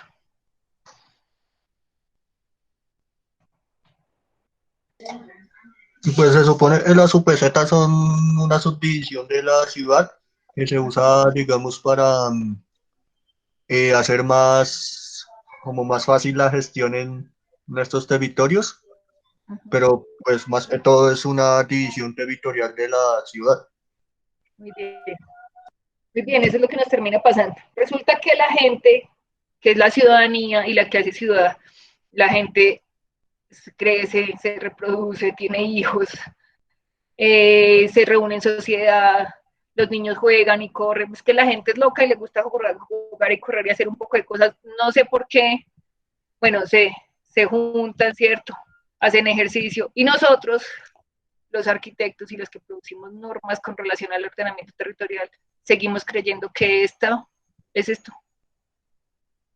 Y seguimos creyendo que el territorio o el espacio o la morfología o la forma de la casa o del edificio o del equipamiento es la vida de la gente. Y aquí hay una profunda contradicción, hay una ruptura súper grande. Esto es una herencia del modernismo, que el modernismo, digamos, que nos dio muchas bases para el desarrollo del urbanismo y digamos que son innegables las raíces y los fundamentos a partir de los cuales se ha constituido el urbanismo en el mundo, pero ya es hora de que nosotros entendamos que los objetos no son las ciudades y que los objetos no son la vida de la gente. Y cuando nosotros hacemos vivienda, hacemos espacios para toda esta gente. No hacemos casas, no hacemos edificios, o sea, lo que se construye es un edificio, pero lo que no podemos seguir reglamentando los objetos, creyendo que los objetos son estáticos, que son elementos fijos, y que en esto se va a contener todos estos estadios de la gente. Hubo un tiempo cuando el Estado generaba vivienda, que se hablaba de la vivienda, bueno, pero la lógica que tenía era que uno primero pues era un matrimonio, digamos, y tenía los niños, entonces era una vivienda. Después, entonces, en el garaje, los hijos ponían el estudio de la oficina. Después, entonces, arrendaban eso para cuando los papás eran mayores y entonces vivían de la renta de ese espacio. Y la vivienda tenía que tener toda esa posibilidad de ser adaptable a todos los estadios de la vida. Yo quiero preguntarles si ustedes creen que una vivienda BIS tiene esa posibilidad. O ahora, nomás en la pandemia, que la vivienda nos tuvo que soportar nuestros trabajos durante todo el tiempo. ¿Tenemos esa posibilidad en la vivienda de usarla para trabajar el día en que la vida nos pone a usarla para eso? No. Pero seguimos creyendo que nuestra vida está en decir que los arquitectos tenemos que sentarnos a definir cuántos metros tiene que haber entre el piso y el techo y cuántos metros tiene que haber en la puerta, y seguimos creyendo que hacemos objetos. Seguimos creyendo que hacemos objetos. Y en la vivienda seguimos, pues creímos que hicimos objetos durante muchos años, con todo el tema de estándares, pero digamos que hay una diferencia entre la estandarización y la reglamentación de normas de comportamiento, de reglas de conducta, con las de los objetos. Pero nosotros lo estamos volviendo lo mismo. Y si ustedes van y miran una OPZ, la OPZ es uso comercial, posibilidades, predio máximo 3x12. ¿Eso qué es? ¿Eso para qué me sirve? Eso en la forma del uso de la vivienda, ¿eso a dónde llega? Y ahora hay algunos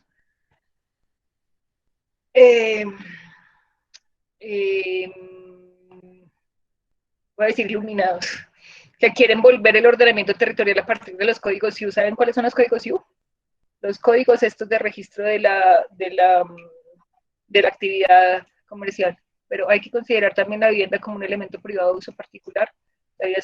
Ya leo lo que están diciendo acá. Entonces resulta que según eso, el ordenamiento territorial, que además la semántica del ordenamiento territorial es completamente distinta a la dinámica, a la semántica de la productividad. Entonces resulta que uno ya no pide una licencia para oficina, sino que uno pide una licencia para un servicio técnico profesional especializado. Entonces la licencia para restaurante ya no es licencia para restaurante, o lo que se conoce aquí como comercio, ¿cierto? Como comercio, bueno, dependiendo de la escala, pero digamos que comercio, sino que ahora tendríamos que pedir una licencia para servicio técnico alimentario. Y si mañana en el restaurante no me dio plata y tengo que poner una peluquería, entonces tengo que ir a cambiar la licencia a servicio técnico personalizado.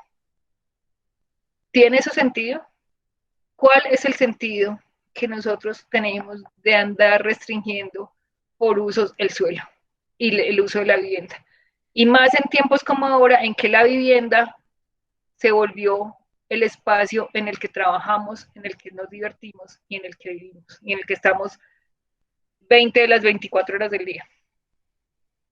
Entonces, quiero dejar esta reflexión para que nosotros como arquitectos, que son la mayoría de los que están acá, pensemos un poco más allá del objeto estático, que es que esto se hizo para vivienda, esto se hizo para comercio, esto se hizo para recrearse, esto se hizo para rezar, esto se hizo para respirar, pues casi que nos toca. Y ahora pues que están buscando hacer toda esta introducción de los códigos de productividad. voy a leer aquí un comentario que se me ha quedado, pero hay que considerar también la vivienda como un elemento privado de uso particular. La vida social, considero, debe estar en comunidad. En otras palabras, existen mínimos. Sí, ok. En la mínima, es cierto que es importante tener esos conceptos técnicos porque es cierto que la vivienda debe funcionar, eso está claro.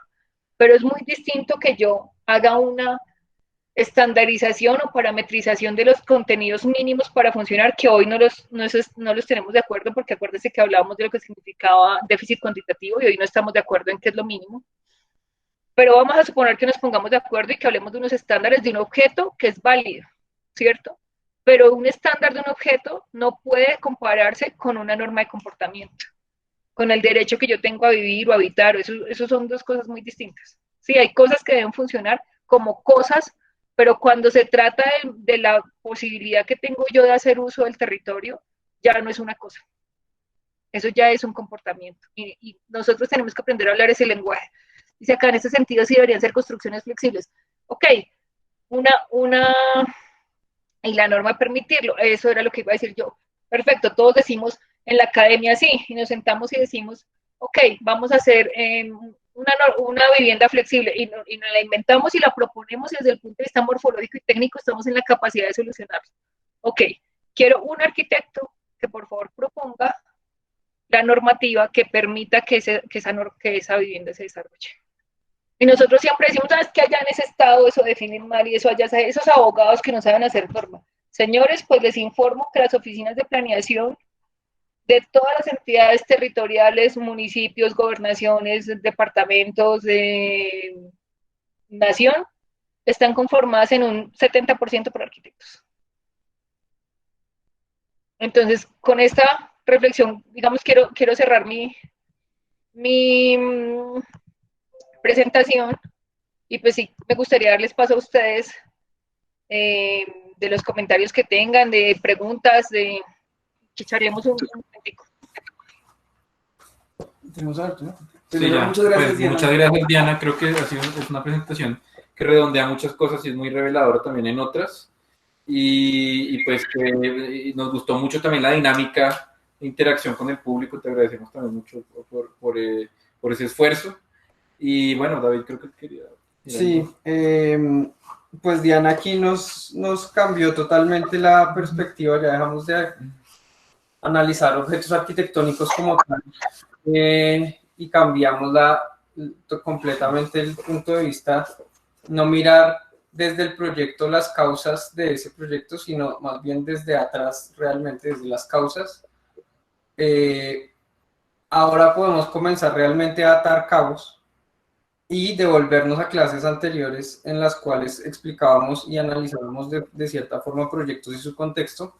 Yo creo que esta clase que habló de lo humano y lo divino va a terminar sirviéndonos no solo para las clases que hemos dictado, sino para las que vamos a seguir dictando, porque mucho del marco del que habla Diana sirve como explicación para, por ejemplo, los modelos. Nosotros vamos a hablar de la vivienda rural y también, digamos que ese marco se puede servir de algo para la vivienda rural, que es un misterio, pero bueno.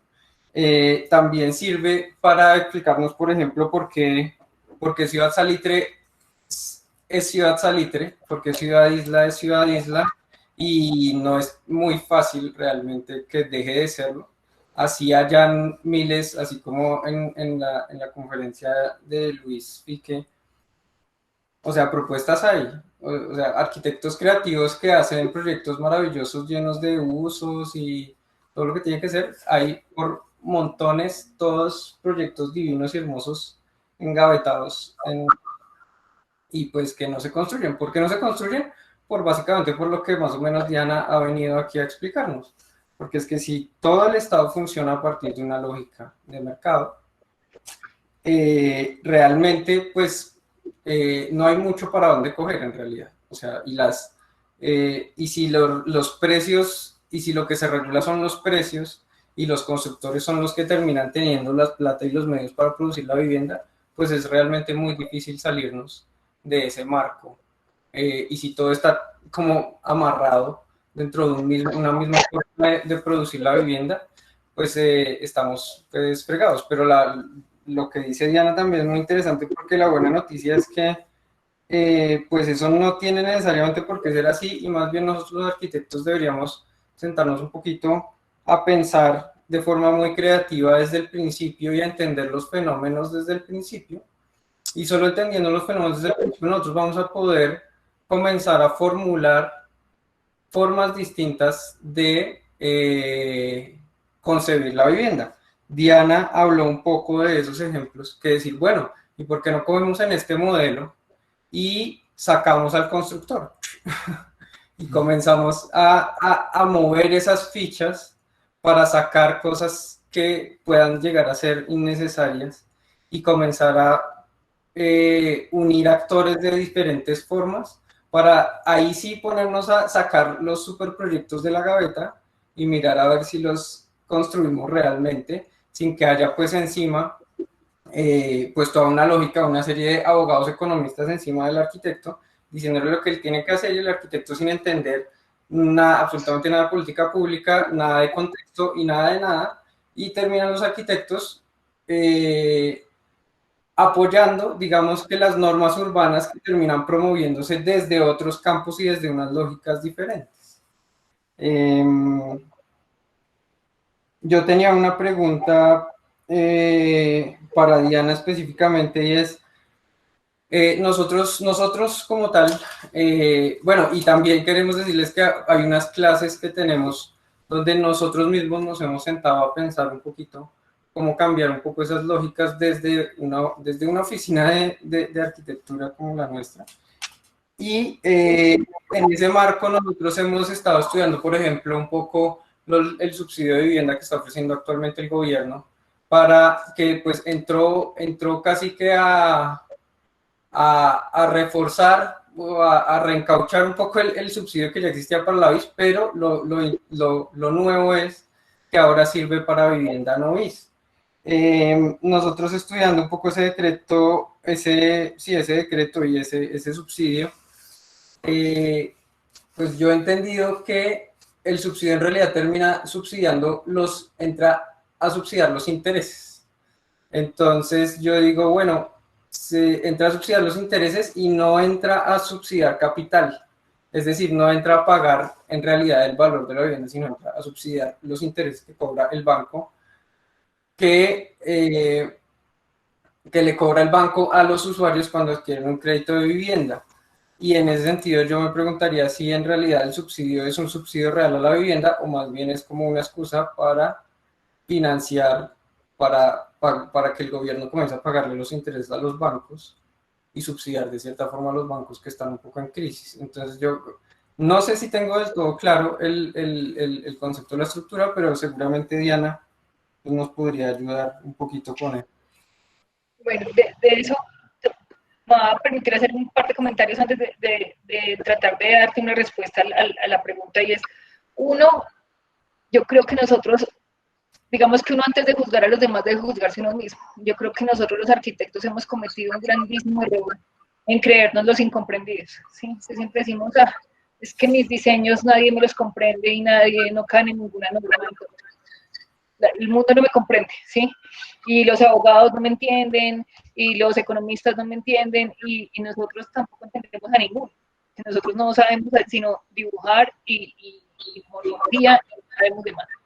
Pues yo creo que también es un llamado muy fuerte a que nosotros dejemos de posar de incomprendidos y comencemos a meterle de verdad al diente al tema y saber cómo funciona, y les digo de hablar otros lenguajes. Hablamos también del tema de economía.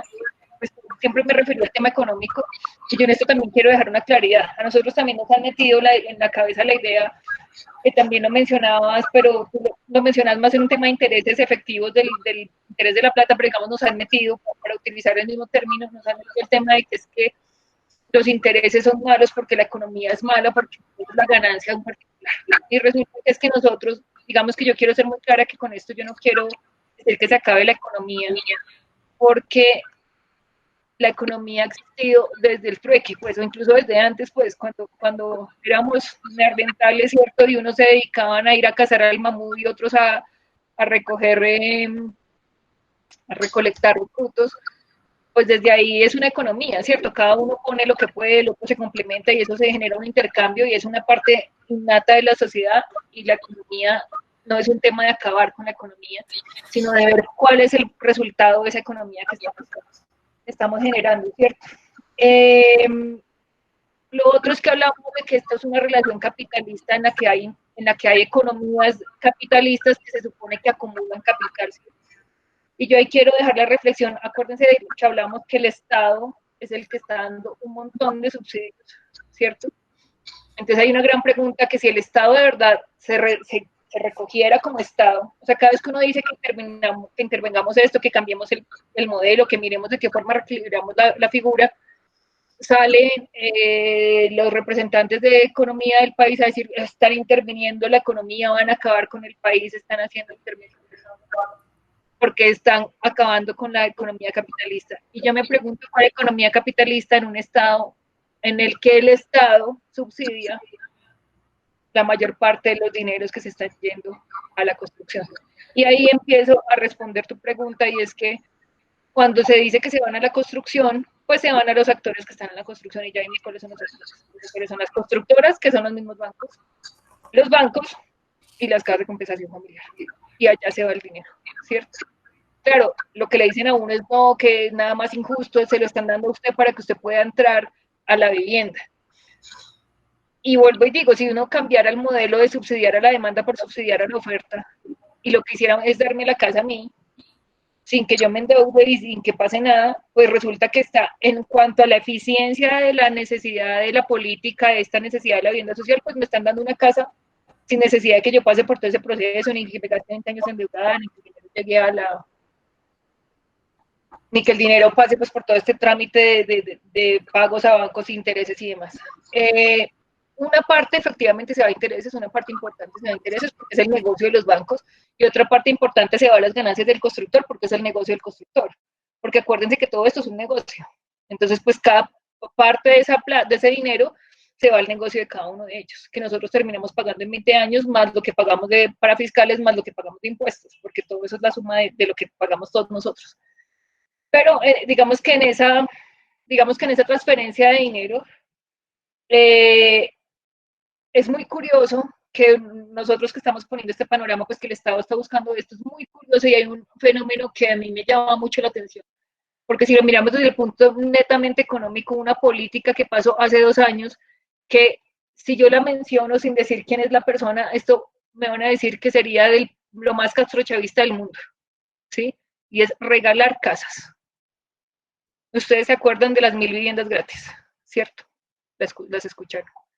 Y me hubieran dicho, pero es que eso, o sea, ¿eso a quién se le ocurrió? Populista, el que va a regalar contra el mercado, y se le ocurrió en una etapa absolutamente subsidiaria pues de la economía, es decir, de un ministro que fue capaz de demandar a un alcalde que dijo que no quería más vivienda, él lo demandó, o sea, así de digamos, descentrado en el consumismo era, y ese mismo gobierno, ese mismo ministro, se le ocurrió regalar casas. Y si lo miramos desde el punto de vista de los actores, pues es un escenario que si uno mira, 100.000 viviendas gratis, sí, 100.000, gracias. No era, digamos, en el uso de la economía, en esto que estamos hablando, pues era hasta un escenario ideal. Unos dineros que se incautaron del narcotráfico, que se supone que son dineros que ninguno de nosotros puso, porque se incautaron del narcotráfico, se invirtieron en vivienda, y por primera vez no se la dieron a los bancos, sino que le pagaron a unos constructores el valor de la vivienda, y la vivienda la pagaban a 35 millones de pesos en la costa. En cada municipio variaba, pero en la costa sé el dato y estaba 35 millones de pesos pagando la vivienda. Y el suelo lo ponía el municipio. O sea, el escenario ideal, absolutamente por fuera del mercado inmobiliario.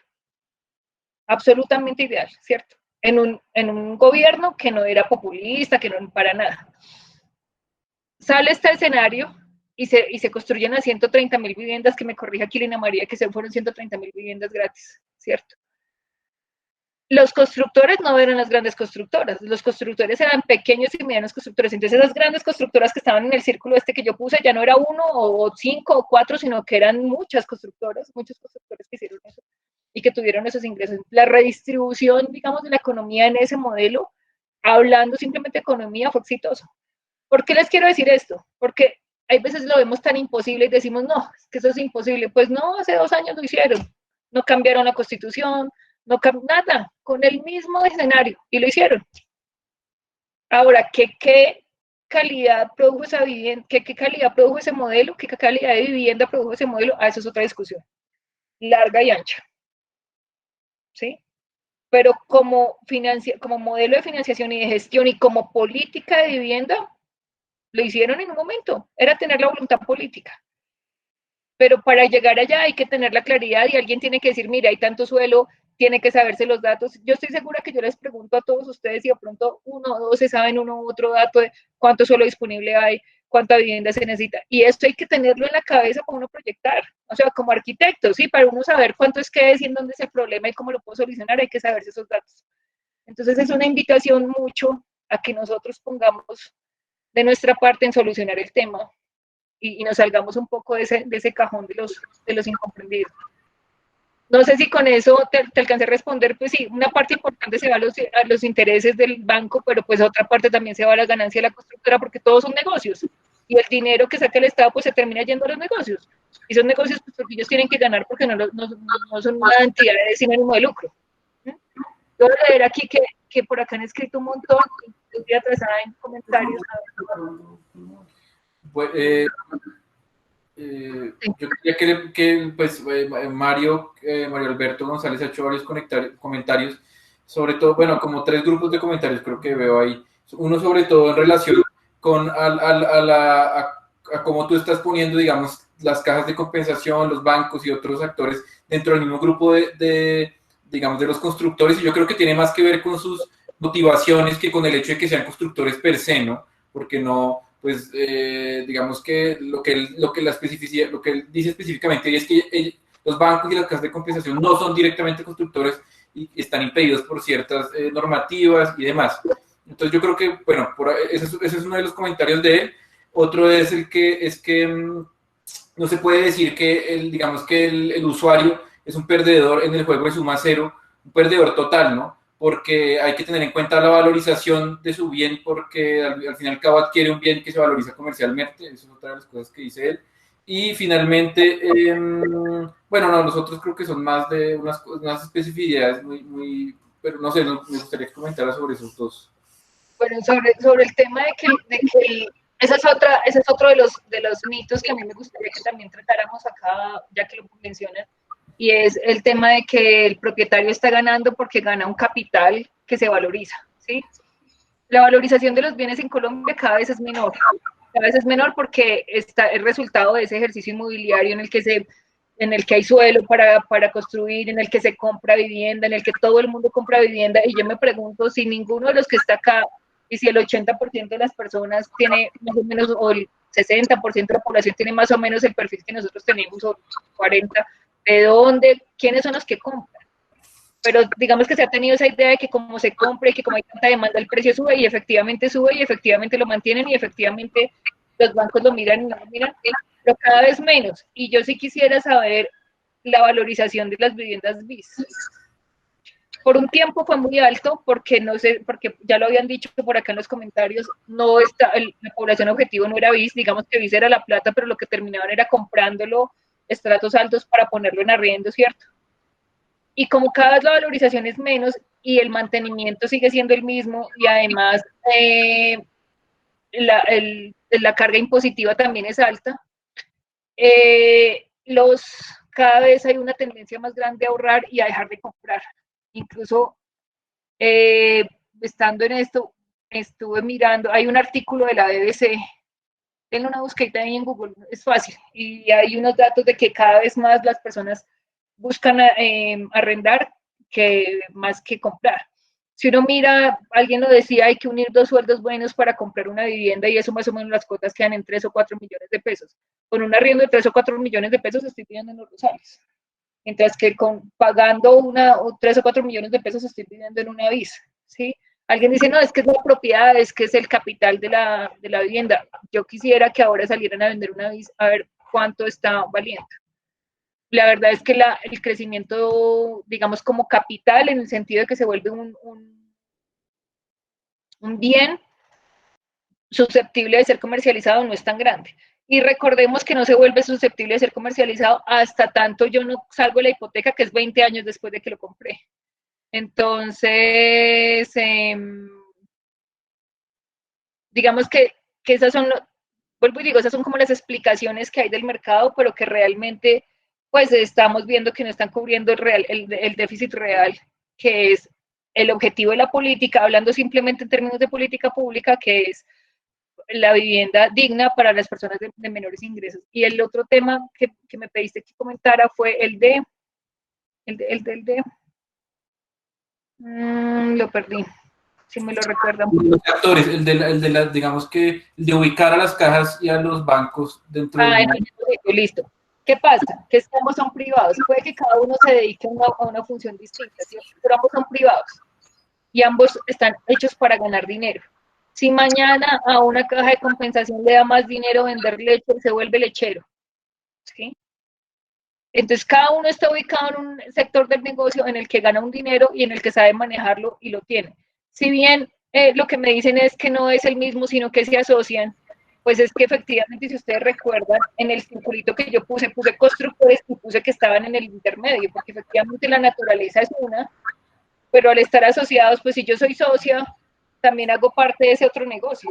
Entonces, claro, lo dicen ahí en los comentarios, hay unas restricciones administrativas que dicen caja de compensación familiar, usted solamente puede hacer esto. Ah, pero se puede asociar, pues me asocio y gano.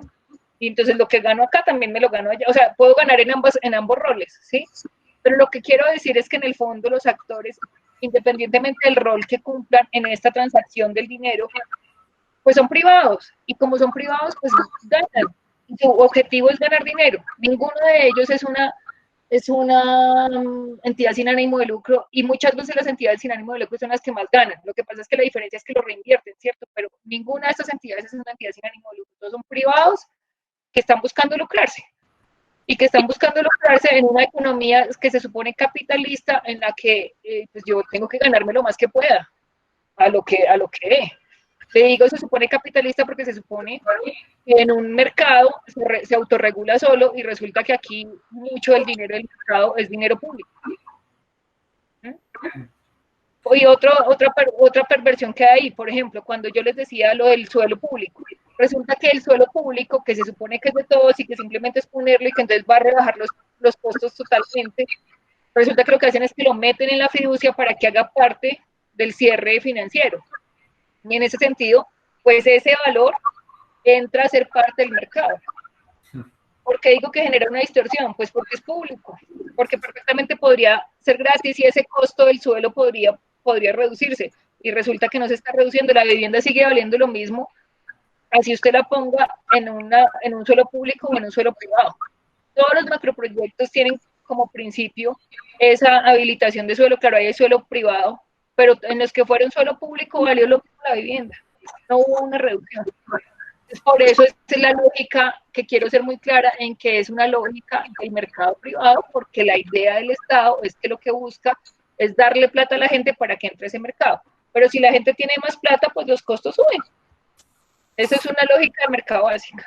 Sí, realmente son los constructores más grandes los que tienen más poder para poder involucrarse, por ejemplo, dentro de estos macroproyectos que seguramente tienen unos niveles de rentabilidad pues más altos, un poco por lo que tú dices, en el que seguramente el valor de las viviendas no bajan, y es probable que incluso si se bajen otros costos al interior del proyecto. Bueno, Felipe quiere hacer una pregunta, yo creo que ya con esa iríamos cerrando. Sí, es que después digamos, de todo este análisis, pues uno se pone a pensar, y por ejemplo, si una persona piensa construir una vivienda con esas mismas características y con las mismas áreas, seguramente le va a salir más caro que si se la comprara al constructor, comprando él mismo la tierra, comprando él mismo los materiales, él mismo solicitando los diseños, tramitando las licencias. Entonces yo no sé si realmente el problema de la vivienda es un problema del modelo de vivienda, o realmente es un problema adquisitivo de las personas, de la capacidad del dinero y del dinero de las personas. Porque cuando uno se pone a ver, digamos, yo tuve la oportunidad de participar en un proyecto de vivienda BIS, y el constructor ganaba 5 millones de pesos por vivienda, que eso pues en rentabilidades, una casa como de 70 millones, el 5% es menos del 10%. Él ganaba un poco más porque le devolvían el IVA sobre los materiales. Pero si uno se pone a ver, uno como inversionista hacer una inversión donde gana menos del 10%, o sea, eso ya es una mala inversión de hecho, porque los inversionistas invierten es para ganar el 30%. Entonces, yo digo, ¿cómo puede bajar de precio? ¿Será que los cementeros están ganando mucha plata? Porque quizá quién se está quedando realmente con la plata, y el constructor decía, no, el que gana más plata aquí es el banco, porque a mí, yo le tengo que pagar al banco los intereses, y mientras yo vendo una casa que ya tengo construida, el banco sigue ganando plata y yo no.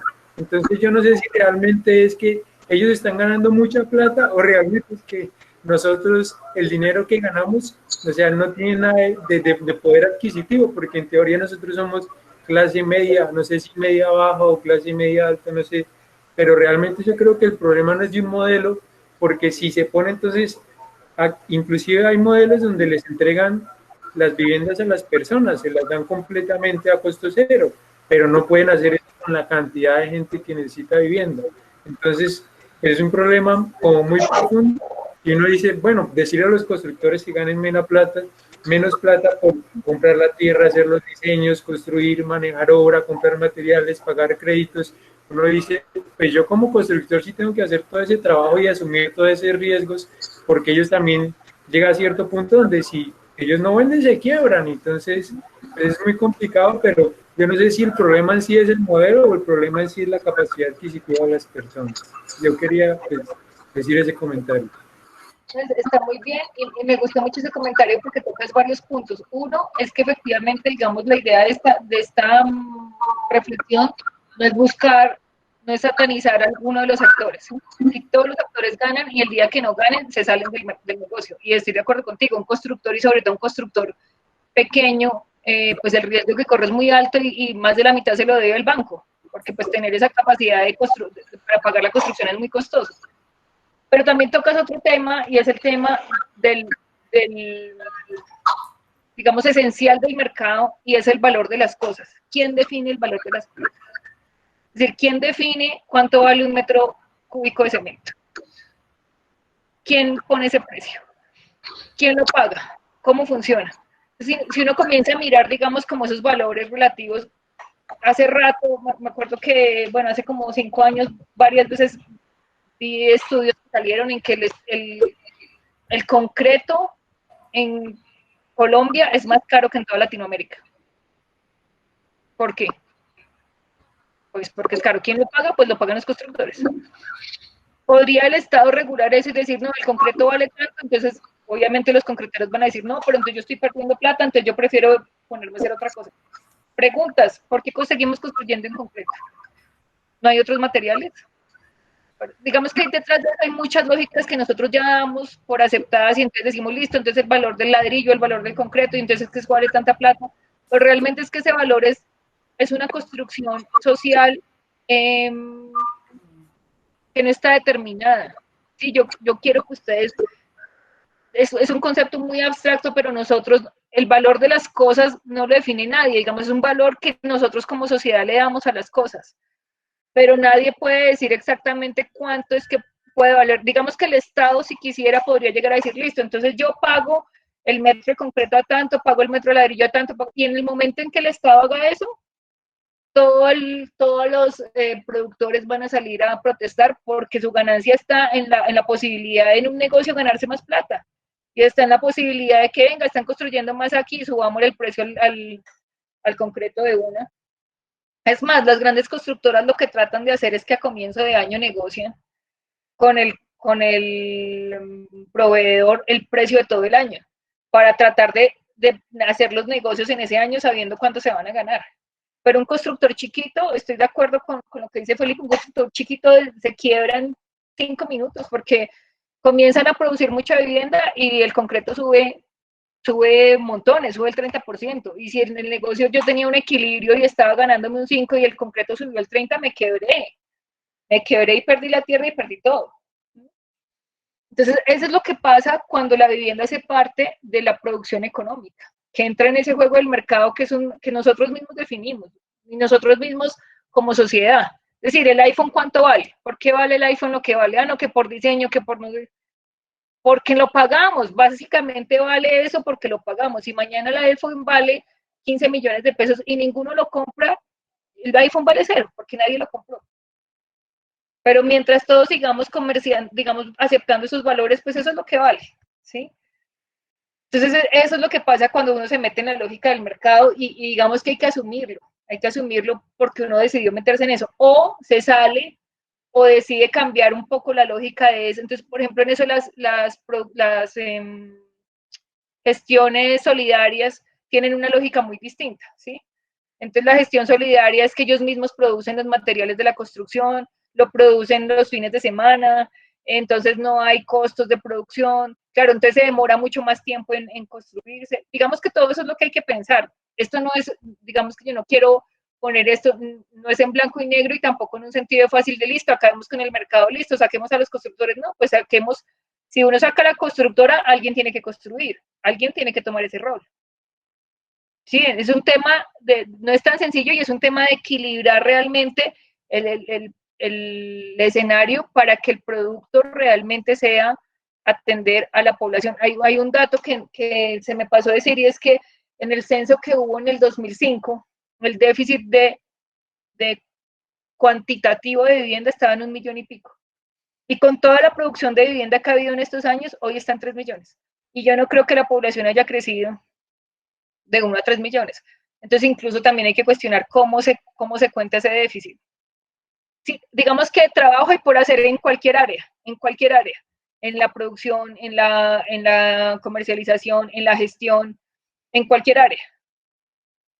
En los terrenos que usamos, que si usamos el centro, que si usamos áreas de expansión, en los materiales que usamos, porque pues el concreto está muy caro, pues usemos otros materiales, produzcamos otras cosas. ¿Cuánto plástico no hay haciendo reguero y basura? ¿Y por qué no lo usamos para construir? ¿Y por qué no lo reciclamos y lo usamos para construir? El fin de semana pasaron en estos programas de reportajes, les quedo viendo el dato, pero pasaron de una gente que comenzó a construir con llantas y se fue a China incluso a mostrar esa construcción. Y es una señora en Chuachi y empezó, y ni siquiera es arquitecta y es constructora, se autodenominan constructores, bioconstructores, y hicieron una producción de construcción en llantas. Las llantas duran montones, cero mantenimiento, funcionan perfecto. Y nosotros no hemos pensado en eso porque seguimos pensando en cómo hacer casas con concreto y con ladrillo.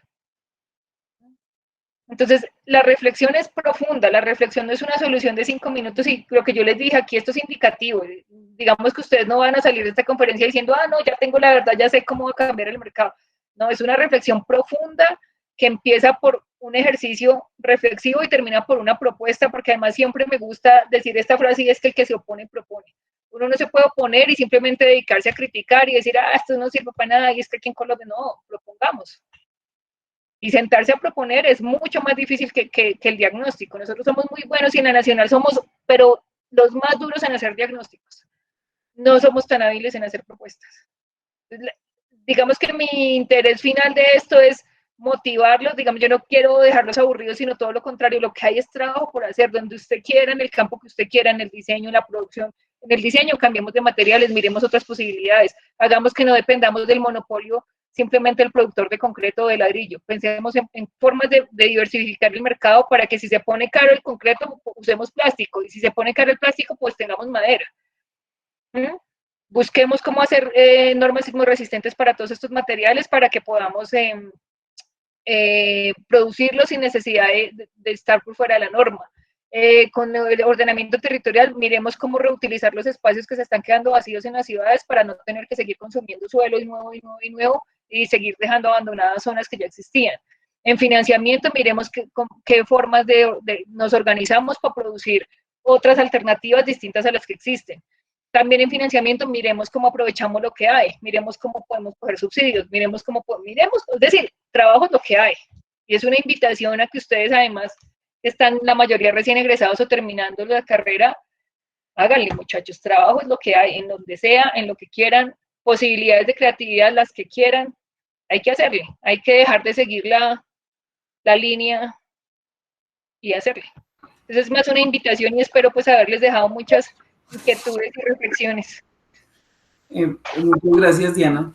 Yo quisiera cerrar pues con una reflexión pues que me gustó mucho que tú hiciste, y es que pues no debemos iniciar, digamos, como entendiéndonos como arquitectos, porque además no todos aquí somos arquitectos, sino que la idea y lo que nos alegra de este grupo es que sea interdisciplinar, sino que empezamos desde ser ciudadanos y desde una necesidad que tenemos todos, y que ya pues que está desde la Constitución política pues identificada, y es tener un derecho a una vivienda digna, y pues desde el simple hecho de ser ciudadanos, pues creo que podemos empezar, como tú dices, desde la hora de elegir nuestros gobernantes, pero además podemos nosotros desde cada una de nuestras áreas en las que estemos trabajando, diseño, construcción, en la parte de normativa urbana o en algunas otras áreas, pues poder tener este tipo de reflexiones y dar aportes y cambios pues a las cosas que queremos pues cambiar y que queremos pues mejorar pues para nosotros. Entonces creo que pues ha sido muy valiosa tu charla, y agradecemos mucho tu intervención. Muchachos, a ustedes de verdad muchas gracias por invitarme a este espacio, por darme esta posibilidad de compartir algunas ideas, algunas ya muy desarrolladas por otros escenarios, otras más bien nuevas, como el tema de la normativa, de eso no habla mucha gente. Les agradezco la verdad mucho el espacio, espero que de verdad les haya servido, y si en algún momento les puedo ser útil en algo más, pues a la orden. Qué bueno. Muchas gracias. Muchas gracias. Gracias a todos.